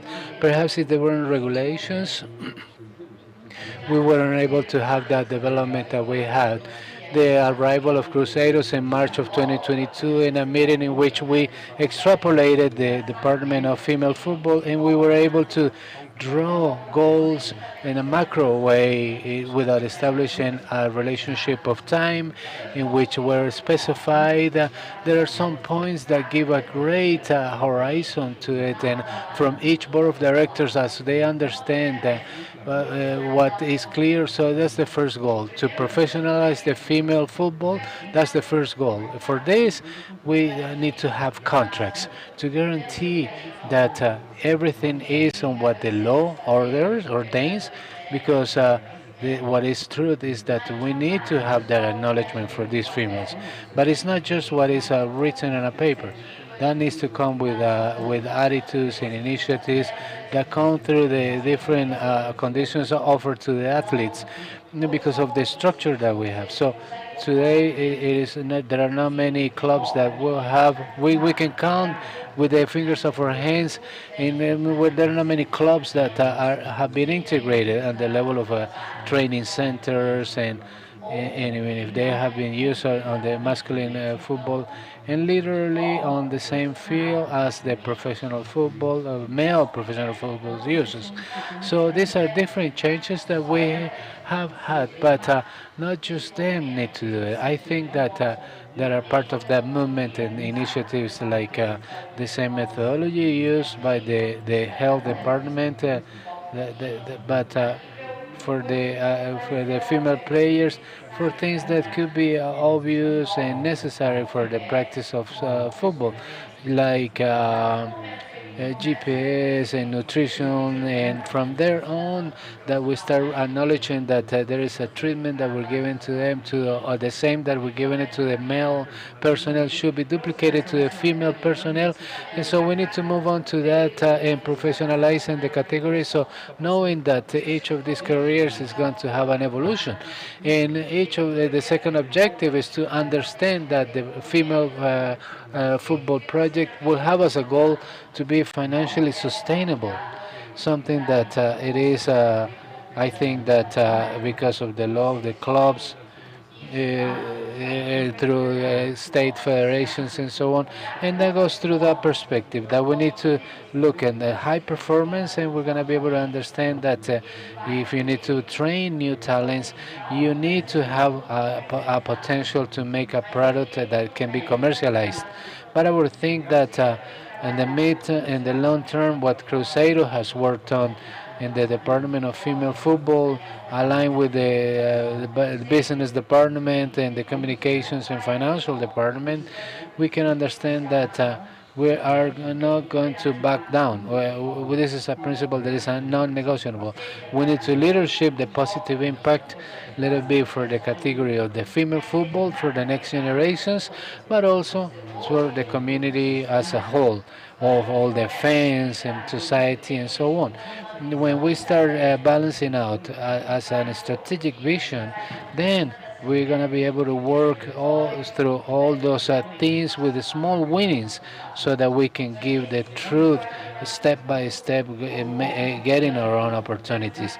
So this is something that gives us a lot of pride to know that these progresses we need to handle it in years that are gonna come from here in 2 years, and when another person comes, and females and males, whoever comes in to help us, that we can talk about the female football, and that path is going to be a lot easier to be able to develop it. I think it's going to be that way.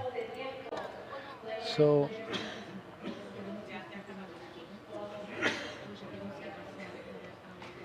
so we okay on time? Yes, we are on time. You're doing it great. You're doing it great. We are okay. Do we have a time for another question? Any question from the audience? Yeah, yeah. I do have a question. I do have a question that we have had from the social media, and that I feel is interesting to be able to share with you all. I think that let me find it here. Okay. Uh, this is for you specifically, Carolina. Oh, for anybody, whoever wants to answer. How could get more interest from the sponsors in the female football, which are so important? The sponsors are so important for the development. So, anyone of you?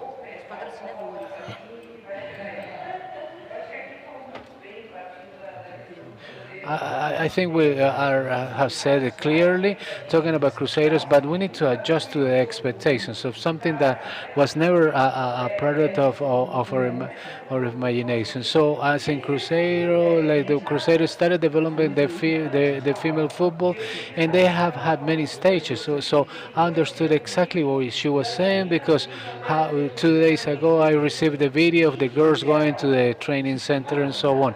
That generates value, and if a sponsor doesn't see that as something that is enrichment, it is a failure, because it will become a distortion of what the female football could give to the sponsors. So I think that the sponsors today need to adjust to the market, and they need to look into the female football what they look into in the masculine male football. The strategic we need to understand that it's a practice. So what I understand is that the sponsors need to be linked to this in this moment with the process of development. So it is something that is a social issue that is beyond what we can talk about the return of the investment. The return of the investment is going to take a while, but we need to understand where they're looking for, and what they can look. I would like to compliment saying that. There is something that we need to talk about, something that is very basic: the investment. The investment is going to generate visibility, and that is what it gives them return on the investment. There is an order to it, and it makes sense that this visibility should have a return on the investment. In the case of the investment, for the case of Cruzeiro, I could give you other examples from the Brazilian Confederation of the Female Federation. The symbolic act was that in the time that Ronaldo goes to become the biggest stockholder of the Cruzeiro female football. But in Cruzeiro, but that was he was the first contractor of a sponsorship, and that was something that was exclusive to the female football. So a person that looks into the importance of Ronaldo, that he's gonna bring in the eyes into this club, and he's the owner of this club. The brands are going to start saying, okay, I want to sponsor the female football now, because these brands are beginning to do these things, and inclusively we have a brand that has nothing to do with with football, like a construction brand we have, a company we have. So along the way, we have more and more sponsorships knocking at our doors, and the marketing department and says, "I'm here, so I want this my advertisement to be based on female football." That message, that being able to use this product, it will making them understand the return on the investments of all the initiatives that they have as a business development. This is something that is going to bring us, if you don't work in how they work, is something that is different, because the female football is something that is social and historical as well. We have a cause, and it surpasses beyond the football field. So in that moment, I'm going to give the microphone to Reyes. Yeah, I just wanted to say that in Europe, for instance, what we are looking at in the time of brands is many of them are tired of the males football, and they're merging the female football and brands that we never thought that were going to sponsor it, because they think it's a different product, and we need to generate that differentiated product. So there are many possibilities for brands, but to open up to other different brands that are not linked to football, to show these new products and this value. So it is important that to be able to look at all these half of the world are female. So we have been undercover working in football, but now we are going to be able to take advantage of it in different projects and companies looking into diversity. So there is a lot of value, but we need to show it to the brands. It is something different from what different sponsorships that we have for male football, that the audience is different, the fans are different from the regions and the countries, but in Europe we have seen that it's a more family public, it's more feminine, and more girls and boys are following a female football. So the brands can empower that kind of audience as well. So we need to work in the different brands and be able to show them their product. Thank you, Reyes, for sharing the experience in Europe, and tell us what happens to Argentina. I would think, yeah, that on a factor in Argentina, they contributed a lot to what we have sponsors is the television. When we professionalized the female football in the beginning, they never had their games in TV. Then we had some, and now there is a lot more. That's a very very important factor that makes the brands interested on investing on the female football. The topic of TV, which is something that you talk about, when they ask about why can not see, they would ask, why can I not see a female football game in TV?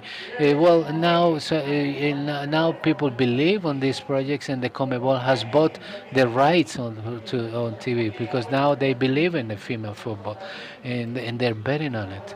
So we have seen it on the public TV, and I understand that the greatest factor of visibility is something that is important for the brands to come up and wanted to contribute in a production of pictures, as it like the male and the female t-shirts, and the females sell more. So yeah, yeah, it had a good rating in the semifinal. Argentina Colombia had a very very good rating, and in TV and Open TV, as a female selection, a female league game was never done before in the public TV. And the ratings were never as before. So in fact, they have more ratings than most of the games of male football for the Argentinian local league. So that is the female football is outstanding. All right. So again, thank you very much to Comebol for generating this kind of opportunities, and thank you all of you, Aline, It, Reyes, and Estela, for sharing with us your experiences and your ideas. Thank you very much. Thank you very much to all of you. I want to thank particularly Carolina Salekep, which was my colleague of leadership here. She has many different specializations. She's a lawyer specialized on sports law in Switzerland. So to the five of you, thank you very much for your cooperation, and let us give you a hand. So thank you for what you're doing for the development of female football. So let me tell you that we are being transmitted on our YouTube channel. Today we're talking about the work of support and development of the female football. Tomorrow, in our second day of this seminar, we're going to talk more specifically to what happens inside the football field. So this is what we are announcing from tomorrow on. So let us continue looking at what is the support of these female entrepreneurs. Remember that we have a few workshops that are totally free. Once we finish up today, they're free, but they have a limited opportunity. So if you want to participate in these workshops, subscribe because we don't have so many subscriptions open anymore. They're very interactive, and we're going to continue on talking of football. Thank you very much for the people in development of Comebol, because thanks to them today we are here. For many years, the fan was a person that would cheer and support the team without restriction or questions. With the popularization of the female football, not only the scenario has changed, we have seen so many women going up in the different positions in the worldwide, many positions that were exclusive to females. Today they are occupied by females, not only on passion and business. There is also a cause, the acknowledgement of female and the equality of genders inside and outside the field. To have females in the different careers in the private and the public sectors is crucial for the prosperity of the king sport. In this summit we're going to have, we are gathering different females that have been in these roles, the management roles that are more and more important. So for now, we're going to let me invite to participate us through Zoom. We're going to have many people through Zoom because of different reasons we're not able to be here. So Dr. Margarita Cabello, the general prompter of the nation, who is here with us, and she's going to be with us. Alejandra Claros, who is the general secretary of the CAF. We are with Maria Sol Muñoz, representative of Conmebol in the FIFA, and Daniela Maturona, Vice Minister of Sports, and Lantina Sin, who is the representative of GOAL. She's a foundation that supports the development of female football. She was born in Venezuela, and she has an area of expansion that is a lot bigger in the regions. And Liliana Salazar, there she is, my friend of many years. And the first times that I came here to Colombia, Liliana Salazar was one of my greatest friends. We're talking about many years back, more for me than for her. So it is an honor to receive this panel and this seminar. Leaders, female leaders in the different sectors, whether inside of football or some other areas, but working in places that are of great influence. First of all, let me hear Dr. Margarita Cabello, who have in the biggest screen here right next to me. She is the national general prompter, comptroller. She in Colombia, which is the country that has received us for the second CONMEBOL World Cup. So let us hear them all. So, Doctora, welcome. Thank you for receiving us here in Colombia. What is the importance of the role of females in the management of change, and what are the challenges that a female can face in a leadership position as the one you have? Welcome, and thank you for receiving us. A special greeting to you who are leading this event, Juanjo. Also, special greetings and good afternoon to all of my panel peers. Almost all of them linked to football. Me, I have a link by affection more than having a function in football. But I really love CONMEBOL for many reasons. You know, I had the opportunity of working with CONMEBOL within the country because of the duties I have in my position. And obviously, I have an interest in the development and success of female soccer. I just wanted to mention this first intervention that the participation of women in all public instances is fundamental when it has to do with achieving changes, particularly when women have to come into what we call the public agenda. And I don't mean a public agenda as the one I have from the political standpoint in the duty of a public office, but in public agenda when it has to do with direct relationship with society, with the communities, with the sector that exercise strength in the democracies. So, in this sense, women have a significant leadership to leverage social position of women with the position of men. As women, we need to get involved and help each other so that the construction and development of any policy, in this case, policies related to football, to the peace in our society, are always that we are always acting and showing this leadership. And not to extend my involvement too much, uh, how to make the challenges that a woman has to address generally in the leadership positions, such as mine and of those women in this panel as well. When you have a public office, you have a challenge when you need to overcome daily the cultural chauvinism that we still have in Latin American countries. And this chauvinism has permeated all spheres in our society. But in general, we have progress in this point, in this masculine standpoint, who understands what is equality of rights and equality of gender.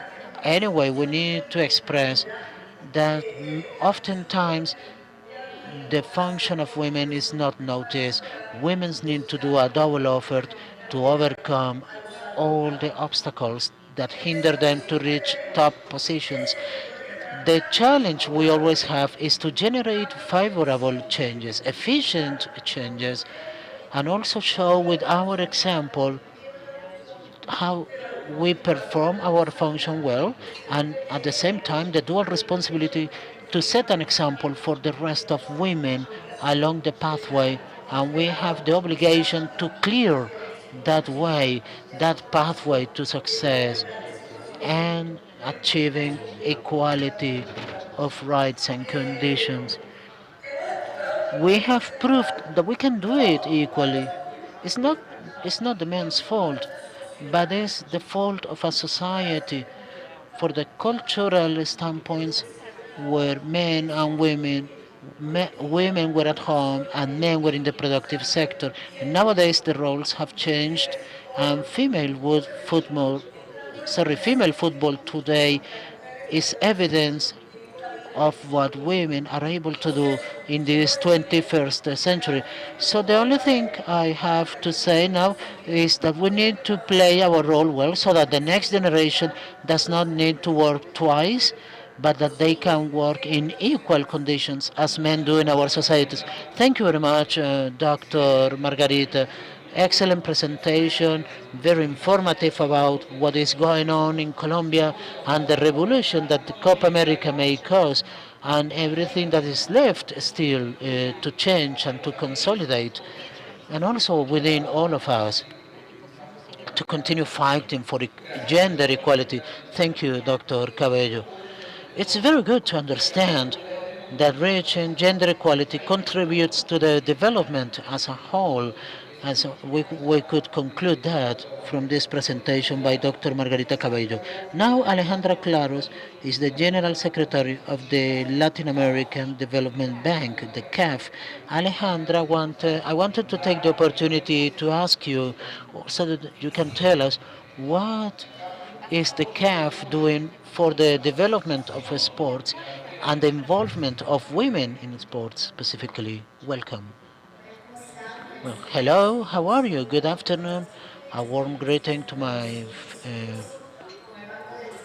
to the panelists. We, as Latin American Development Bank, who have a portfolio of projects in more than 20 countries, specifically in regards to infrastructure, and now we are devoting more to economic reactivation in the region and to consolidate ourselves as a green bank. It is important for us to foster the development of sport as an inclusion tool. That is why in last March we signed with the CONMEBOL an agreement by which we are providing our human resources to promote development. We have contributed, or we have fostered, sorry, a gathering where there is a prior moment which is called the Development League. In this Development League, more than 40,000 girls and boys play so that they can learn how to play football. During this evolution, in last July, uh, we went to the final stages in Asunción in Paraguay, and we were able to see how these populations move, how they move towards these tournaments, and they can meet different nationalities first of all, and secondly they see a development space where they talk about nutrition in sports, how to avoid violence, gender based violence, and also violence towards children, who are the most vulnerable sectors of the population. As a development bank, we believe and we want to be the bank that can promote sports. We want to become the spokespeople of sports so that we, as Latin American countries, can consolidate together a set of opportunities for our communities. It is important to highlight that for us as Development Bank, we have released for the first time a gender line where we want to find leadership in the region for Latin American women specifically. And we also have significant support in the economic agenda. Thank you very much, Alejandra. All these inputs are very important to highlight these opportunities for the development of women leaders in the region in Latin America. Now, let's give the floor to Maria Sol Munoz, representative of CONMEBOL at FIFA. Maria Sol, welcome and thank you for being with us. It's a pleasure to join work with you. I'm here. Maria Sol Munoz is a friend, and it's good to see women making decisions, how they are involved in the decision making process. Thank you very much, Juanjo. It's an honor for me to be with you today. Thanks to Colmebol and to Famimar in the development department. I'm really sorry for not being in Bucaramanga with you. I give a warm greetings from Quito to my panel companion. You asked me about the different aspects when a woman intervenes in decision making. I believe there are two significant areas where we see differences. One is the decision making process itself, the other is the consequences of having a woman involved in the process. So, first of all, the process becomes more valuable because when we are including women in the decision making process, when we are talking about a team comprising different perspectives, and here women can contribute a lot because I believe we have a lot of bravery. Women, we are very brave in making decisions. We can be bolder and we can contribute with ideas that other people perhaps might not think about. So we are very cooperative. In that way, we try the decision to benefit as much people as possible, people who will be involved in the decision. On the other hand, in the consequences of seeing women in a decision making process, I believe that first of all, we are setting an example for the society of being an organization that propels gender equality, that wants to highlight women and give her the worth they deserve, to empower women. And here it's particularly interesting to see how we enable through this visibilization, this empowerment, to allow girls and young women to project in these women. And they say, oh, I want to follow a career in a sport. And for instance, in football, not necessarily as a player, I can be an economist or a financial manager, a physician, a lawyer, and have a career in football. That's something that occurs to many of us here. We have different professions, but we are almost whole time involved in football. So allowing girls to project in ourselves and see us as an example to follow, I believe that's the most value that we can give when we see women in governance bodies making decisions along with men. Margarita mentioned all the challenges that women have to assume, and definitely we had to break crystal ceilings by gaining these spaces, earning these spaces because of our capabilities. And that's what what's most important for boys and girls to project in ourselves. I have been talking to my children. I have two boys, two teenagers, and I asked them, do you think it's important to have women in important positions in governments, such as the Confederation and FIFA? And they said, yes, of course it's important because they have the right to do it.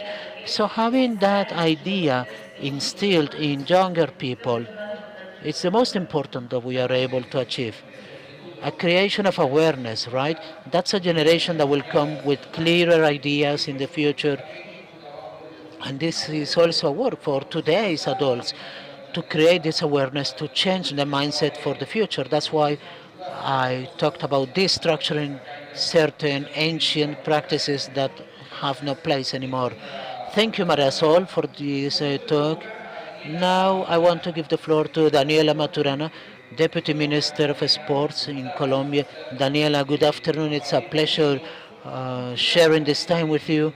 Uh, Very recently, Daniela launched a campaign in the Minister of Sports here in Colombia about safe environments for inclusion of women in the sporting world.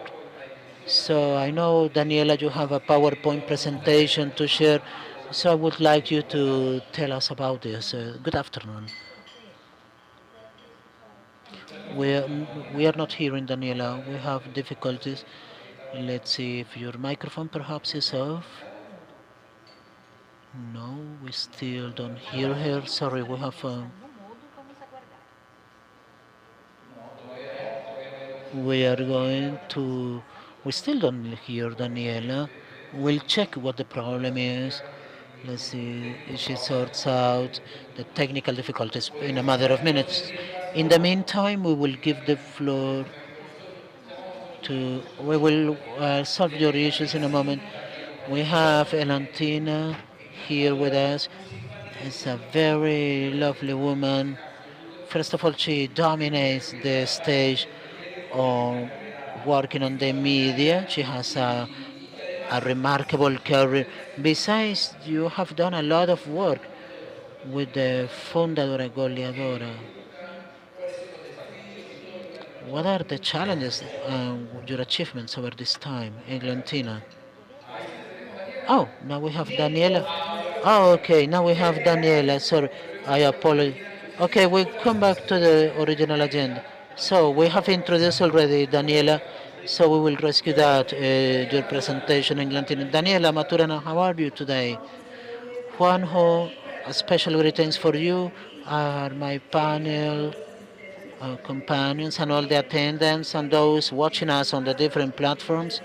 As you said it before, we have a presentation to share the proposals for gender equality that we have done from the Ministry of Sports. I agree with the previous interventions in the sense that women nowadays have all capability to lead processes in order to propel female sports, in this case to lead the strategies to consolidate good female football processes. And as our Our General Procurator says one of our projects is to consolidate gender equality in the public agenda or in the national public policy. And as an anecdote, Juanjo, when I came into the Ministry of Sports, I was invited to join on December last year. We realized there were little actions where we actually supported female sports, but we didn't have a roadmap that was clear. And besides not having this roadmap that tell us where we should go in terms of sports, we didn't have a figure, statistical data that would allow us to have a baseline for us to define what we were doing, what were our rights and our wrongs, and where we should go. And that's where we found some gender gaps. I will show the slide where we see that only 22% of managers in the departmental sports institutes in our country are women. If we see how many women are part of the sports federations in the country, we only have 13%. In regards with Paralympic sports is 57%. So Paralympic sports is showing us that it is actually possible for us to be in those leading positions. However, I always do the analysis on in regards to the care of these women looking after adults and children with disabilities. That role of the carer has been assigned historically to us women. It means that moms take children with disabilities to the swimming lessons, to the athletics training, and we ask, is there a correlation between caring for disabilities people who has been historically under the charge of women and the positions we have in the Paralympic associations? And we feel that we have been working on that. And additionally, if we see sports clubs, again we have the figures where we come back to 22% of presidents of sports clubs were women. And the same goes that we have been seeing some inequalities in access of girls against boys, access in sports. For instance, in the sports schools, in these programs that we've had from 2019 to 2021, we have a participation of 36% of girls against 64% of boys. And when we started seeing those differences, we said there needs to be a decision, a political will or resources assigned for women in all of their dimensions if we want to be directives or athletes, nutritionists, physicians in the different roles in sports, that we are able to take them. That's why we consolidated this roadmap, this pathway that you will see in a moment in the next slide, please. And we will start consolidating not isolated actions, but we start proposing work for gender equality. We had an agreement with UN Women. That is the first process that took place in Latin America. We have a decree 941 of 2022 that mandates that at least 30% of resources that we give to sports federations are used for the promotion of female sports. It can be up to 40 or 50%, but we have a mandatory basis so that all federations begin to identify their sports, what is the involvement of men and women, under which conditions, and ensure equality of opportunities and conditions. And as you said before, we have a strategy called Neither Silence Nor Violence. We also give support to professional female sports. We work with the Women's Campus, where we include a gender chapter, and as we have a navigation chart that has been addressed with the UN Women Agreement.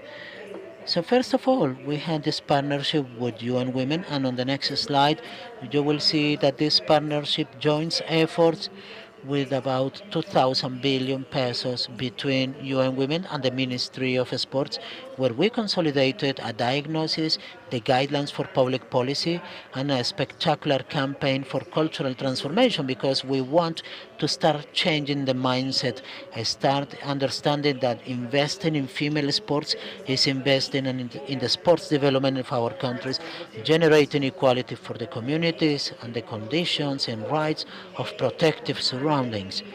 This is a campaign, and Liliana is our representative in Colombia.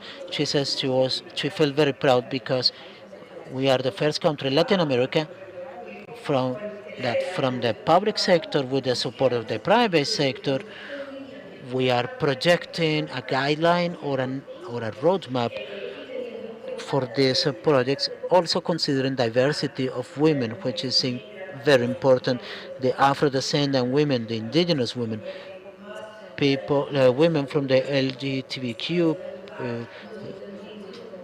women's head of households. We wanted to understand how all these women live sports and recreation in Colombia. If we move to the next slide, we'll see. Oh, sorry, Daniela. We are very attentive to your presentation, and it's extraordinary the work that you have done, what you have told us in this moment, which is very significant for female sports and particularly for female football in Colombia. I want to move on the agenda as a footballer, as you are. How are you living this moment, this expectation of Colombia in the finale of the Copa America with the girls?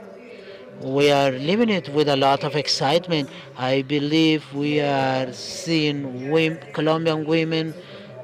It's incredible. Not only we have gone to the final game against Brazil and also classifying to the World Cup and the Olympic Games, but also the U17 national team has done it and the U20 national team has done it as well. So history is telling us female sports and female football in our country is living a historical moment. What we are doing with these campaigns and these work processes is telling all people to become a fan of female football. As you said in the previous panel, we need more media coverage, more sponsors, more partners, and obviously from the Ministry of Sports, we are looking for opportunities and to generate the strategies to consolidate sporting processes in our country. And obviously, as a football lover, the idea is to keep on supporting our national teams, our powerful girls who have made an incredible work and have made our hearts vibrate. It's an incredible moment we are living, and hopefully will continue. You have a video prepared for us, right? Yes, we have a 1 minute video that we want to show you. It's the campaign we made in partnership with UN Women for cultural transformation. I want to thank you for this space and this time, and also to Fabimar for the invitation. I wish we were able to be there in person, but technology allows us to feel close and showing these processes that we all love. Thank you very much. Let's see the video.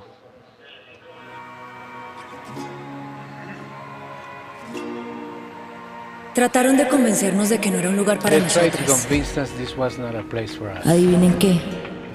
Pues nos trepamos a lo más alto y We grabamos climbed nuestros up nombres higher allí. and we branded this place. Nos llamaron el sexo They débil. called us the weak. Débil es una palabra que no nos define. Weak is not something that could define us. Intentaron sacarnos del They juego, tried to pull us out of pero the game, somos demasiado but buenas we're too jugando. many good way to do. Lo decimos hoy y lo diremos mañana si es necesario. Say today and tomorrow we will continue Nunca on será saying tarde para unirse a nuestro it will equipo. never be too late to be Vamos a part of cambiar las this game. graderías vacías We're por gonna ovaciones, change the empty stadiums, las críticas por claps. palabras de aliento. We're gonna change the critiques Vamos a transformar for las encouragement. canchas We're en gonna espacios de transform igualdad. fields into Pero no podemos cambiar el juego opportunities solas. for equality. Así But we que cannot hagámoslo change en the game equipo. ourselves. Hazte We fan have del to do it as a deporte por la team. igualdad. Become a fan for equality. Well, let's give us a hand to this presentation from Daniela Maturana, Minister of Sports in Colombia. Now, okay, we made the presentation of everything what Gerardina has done for the sports and for the female soccer players. If you want to stand up, please, in whichever way you want to, it will be okay. Obviously, of course. Yes. Okay. Thank you very much. I am very grateful to see the work because we are all aligned with the same message.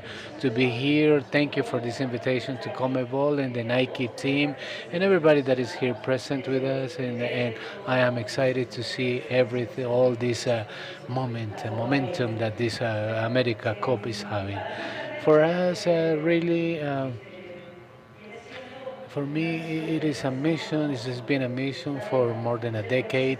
I wanted to introduce you to a video beforehand so that we could have a bit of in a nutshell of what we do here. Can you present the video? I know that it is a very important video.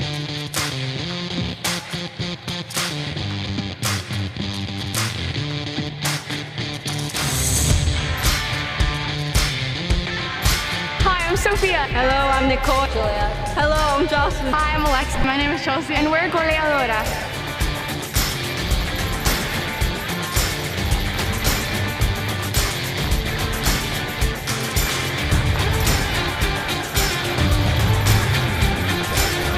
I could be anything I wanted to be. Together, we can change the game. I'm with you. Girls with balls. Goleadoras and girls with balls.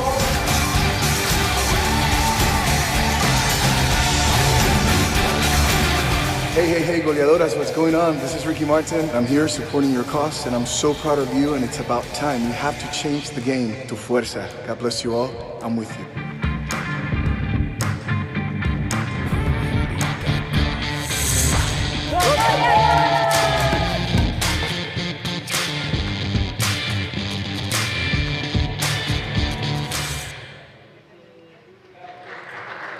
Bravo.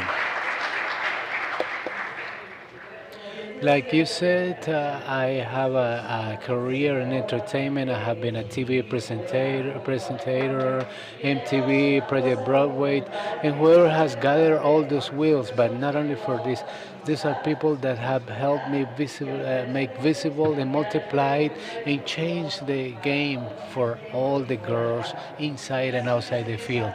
So 10 years ago, we had the Goleadoras Foundation. It was a crazy dream, but my father used to say, stay with MTV, but this soccer is not your thing. But now I'm very proud to see all these females, see these women empowered. And when my dad told me that, I said, well, how will I do it? The FIFA is the biggest institution in the planet. It has more members than in the United Nations. And in this 21st century, little girls do have not the right to play and are discriminated and excluded to something so crucial and the most popular game in the planet. I want to make you a question then. How can we talk seriously of peace, education, and progress if girls are outside the participation of something so crucial as it is the soccer game, the football? The power of reference, which is so important to be able to create these role models where girls can have a dream instead of being an adornment female that limits us. In Goleadoras, the goal is not football. That is the media that we use to install that chip in early age on girls in the United States and all Latin America, of the teamwork and to be able to be empowered as a female, resilience. When they close you 100 doors, open 101 doors. Don't stop dreaming. And I'll tell you that your dreams are gonna come true. A brand as important as Nike, that we're celebrating the first Goleadoras Cup in Bogota, where we have 100 teams from all over Colombia participating, that not only had the opportunity to play in the field, but also an experience where they have motivational chats and training classes with professional trainers, where we have all the communication media covering up to multiply this message and to make them visible and to give this generation the generation of the yes. I grew up in a generation when they told me, no, you cannot play football because you're a girl.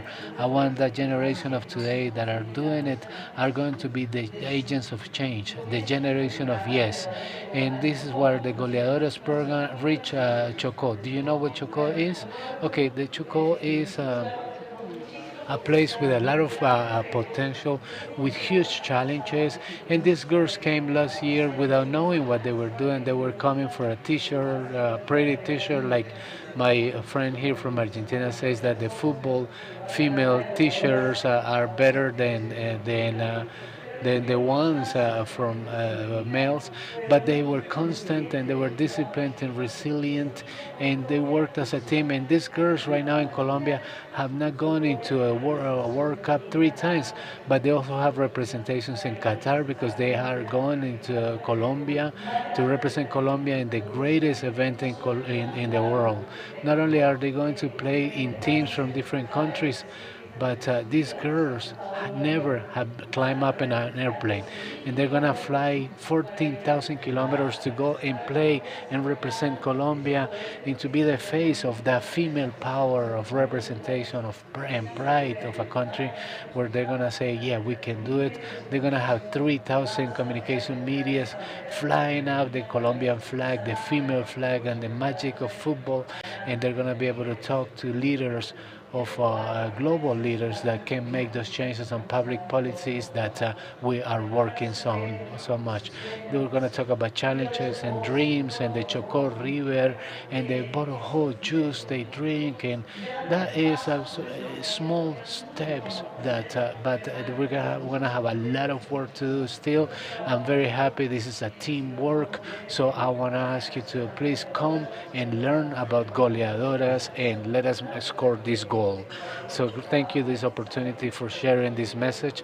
With pride, I declare this is our dream. A great message. A work like you said 10 years ago, right? A decade in which the reality was not the one from today. It was very much a lot difficult, a lot more difficult to make those decisions 10 years ago. So congratulations. Very, very difficult and very complicated. It's so heartwarming to see all these challenges of all these players that have given regardless of the no and regardless of the people that do not believe in them. And then this weekend, they're going to give the best of themselves in the field and outside the field, because the teamwork is not a coincidence that the females, like the controller Margarita has said, that are not successful in different sectors. It's not rhetoric data. The worship for 500 females and all those, they contribute their success as to be in part of a teamwork in an early age, more leadership and more self-esteem, and to work as teams. These are elements that bring as an early age that have been able to get the maximum of potentials in any sector, let it be as football professionals or better mothers or better sisters or better astronauts or better presidents and better leaders in general. So I'm a firm believer that it can be done with hard work and effort and cooperation and teamwork particularly. Beautiful to hear from you, and I want to take advantage of you and the four women, empowered women that are here with us, that have instructed us in this closing of the first, second seminar, to give us an advice or a recommendation or any guideline in regards of the area by which they were performing, and a final message. 2 minutes for each of you all, so we can close a loop. I know that is out of protocol, but I want to take advantage of you all because these are 5 exemplary females that we want to learn from them. So let us start with Dr. Margarita Cabello, the General National Controller. Your 2 minutes, please, so that we can have your final message.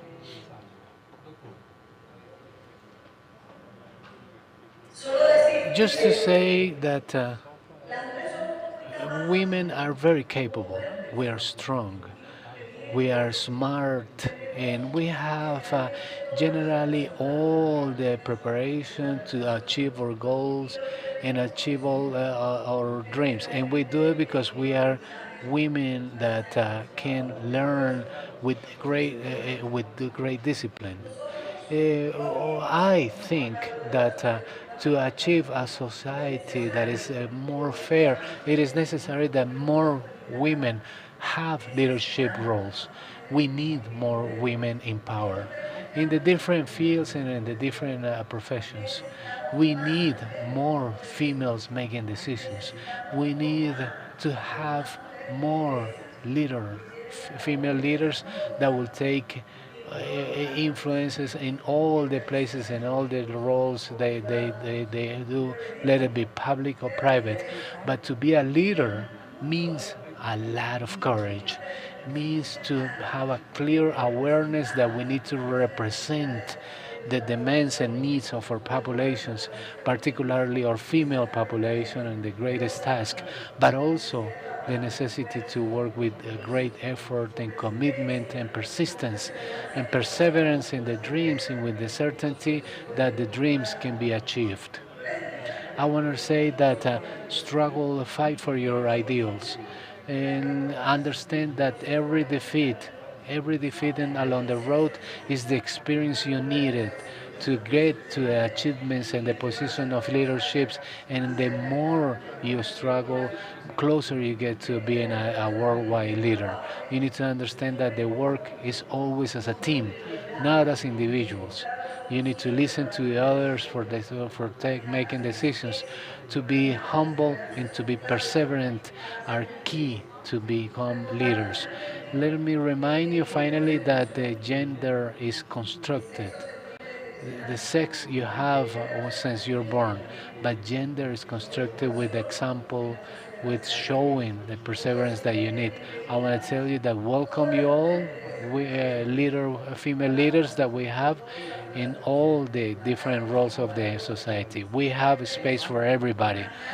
Just imagine, create it in your mind, and make it a reality. Work for it. That's all I can say to you. Thank you very much, Dr. Cabello. It is a pleasure to listen to the General National Comptroller of Colombia.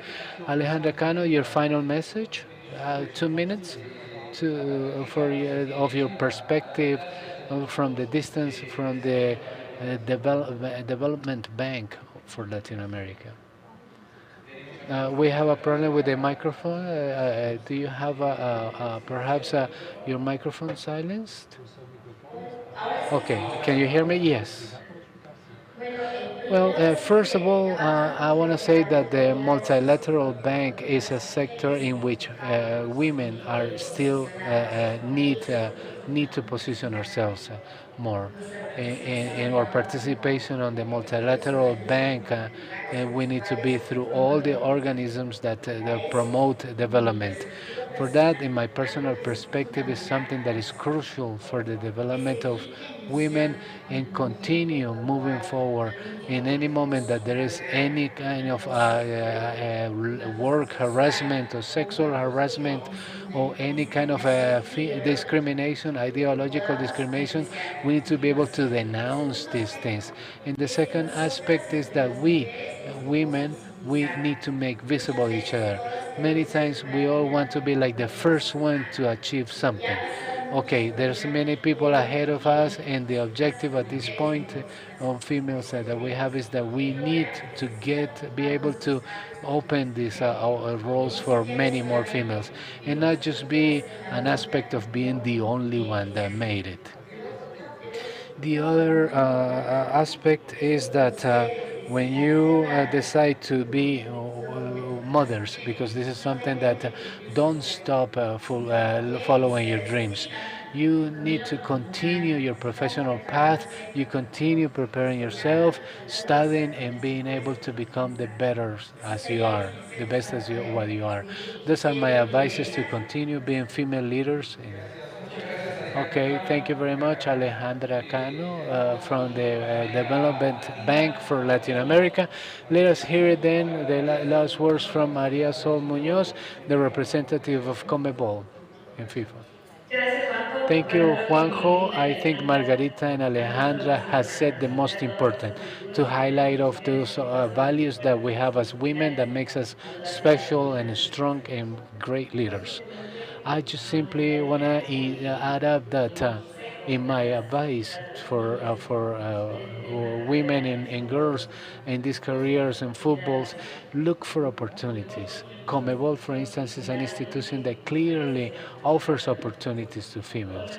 Comebol, we're applying the gender equality, and we have a 50-50 roles based on their capacity and what they can contribute. So find those opportunities and be faithful to yourself.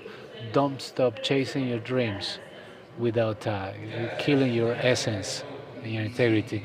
Thank you very much. Yeah, I am a witness. In Comebol, they have exactly the same amount of females as the same amount of males.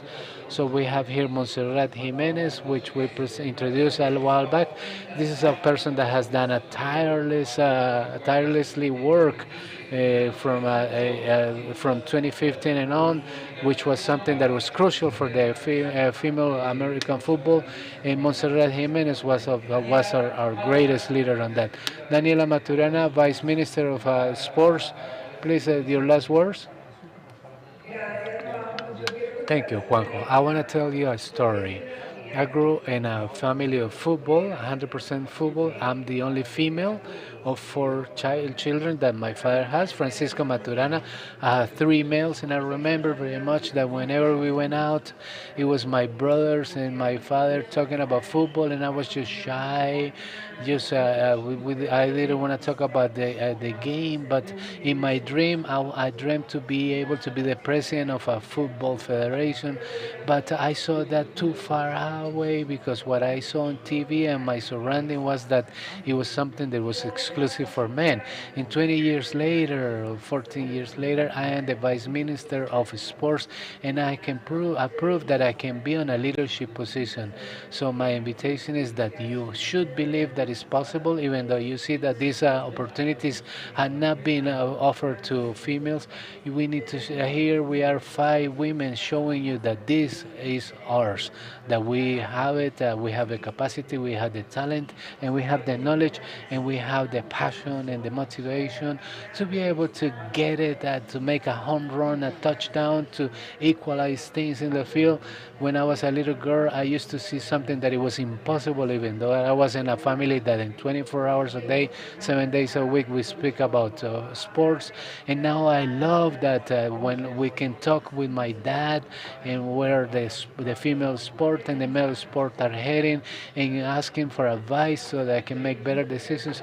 I think that he has learned a lot from me as well. So believe that this is what an opportunity for us. We have shown it, and there should be many more diverse women, Afro-American, Afro-Colombian, indigenous and white, and all diversities, because opening up all these opportunities. We have opportunities in Comebol and FIFA for sure they should have from the national government. We're motivating these opportunities. So I say that I want to see the greatest fan in the world should be a fan for the equality. Yeah. I didn't want to say it, but you said it yourself. So your father, I admire your father. He's one of the greatest professors of football, and I want to have the privilege of saying that I talked to your dad almost a lot. So let me give a hug to your dad. He is a great figure of the South American football. So okay, so you're Geraldina, you're closing your last 2 minutes. So I want to say the one who last laughs better. I agree with everything they have said in this panel, but believe on yourself. We doubt so much of ourselves if we can do it and we cannot do it. Be there. Don't be afraid to raise your voice. And the greatest changes we have made is because of people that dared. If you sit back and think, oh, what if I had made it? No, no, try. Like they say in football, you never lose. Even if you lose, you learn. So believe in yourself, working as a team. Solidarity between females is very important. That they need to work as a team. They should merge and have better practices. We should not be a competition of each other. It's important. If you want to go fast, you should go alone, but if you want to go far, you should have a team. So with this team, we're going to score a lot of goals. Thank you very much. We give a hand to all the 5 women, leader women that we have learned a lot from you all. Thank you, Landina, and thank you, Margarita Cabello, Alejandra Cano, Marisol Muñoz, and Daniela Maturana. We're coming out to the end of the first day. Remember, tomorrow from 10 a.m., we have the second and last day of this seminar. Tomorrow, we're going to go deep into the field. Today, we talk about the management part and the law and the project and development. Tomorrow we're going to talk about a very dynamic issue, very interesting, and what is the reality and the female football in South America. Remember that today, when we finish up, we have 2 workshops that are totally free, but the subscriptions are limited. If you haven't subscribed, you still can do it in our it's a football workshop, pregnancy and maternity. That is something that is very good. And the other one is prevention and attention of gender violence. I thank you very much for being with us here in the development area of Comebol. We are very proud to be here and to work for the development of female football. This is the second seminar, but I don't know if we could we say about October? No, not yet. Yes or not? Okay. In October, we have a third seminar. The third seminar, so we're going to be working there because the first one we had in pandemic in 2020. Well, the first one was a Congress 2020 in Asunción, and then we did a seminar. We were still in pandemic, but last year it was a complicated thing. And luckily, we are in 2.5 months. We're going to be with the third seminar summit. The city, can I say? It will be in Quito because we're going to have the Libertadores Cup for females. It is an honor. In 2.5 months, we're going to have a new seminar like this that is going to be virtual and presential. Perfect. Very good.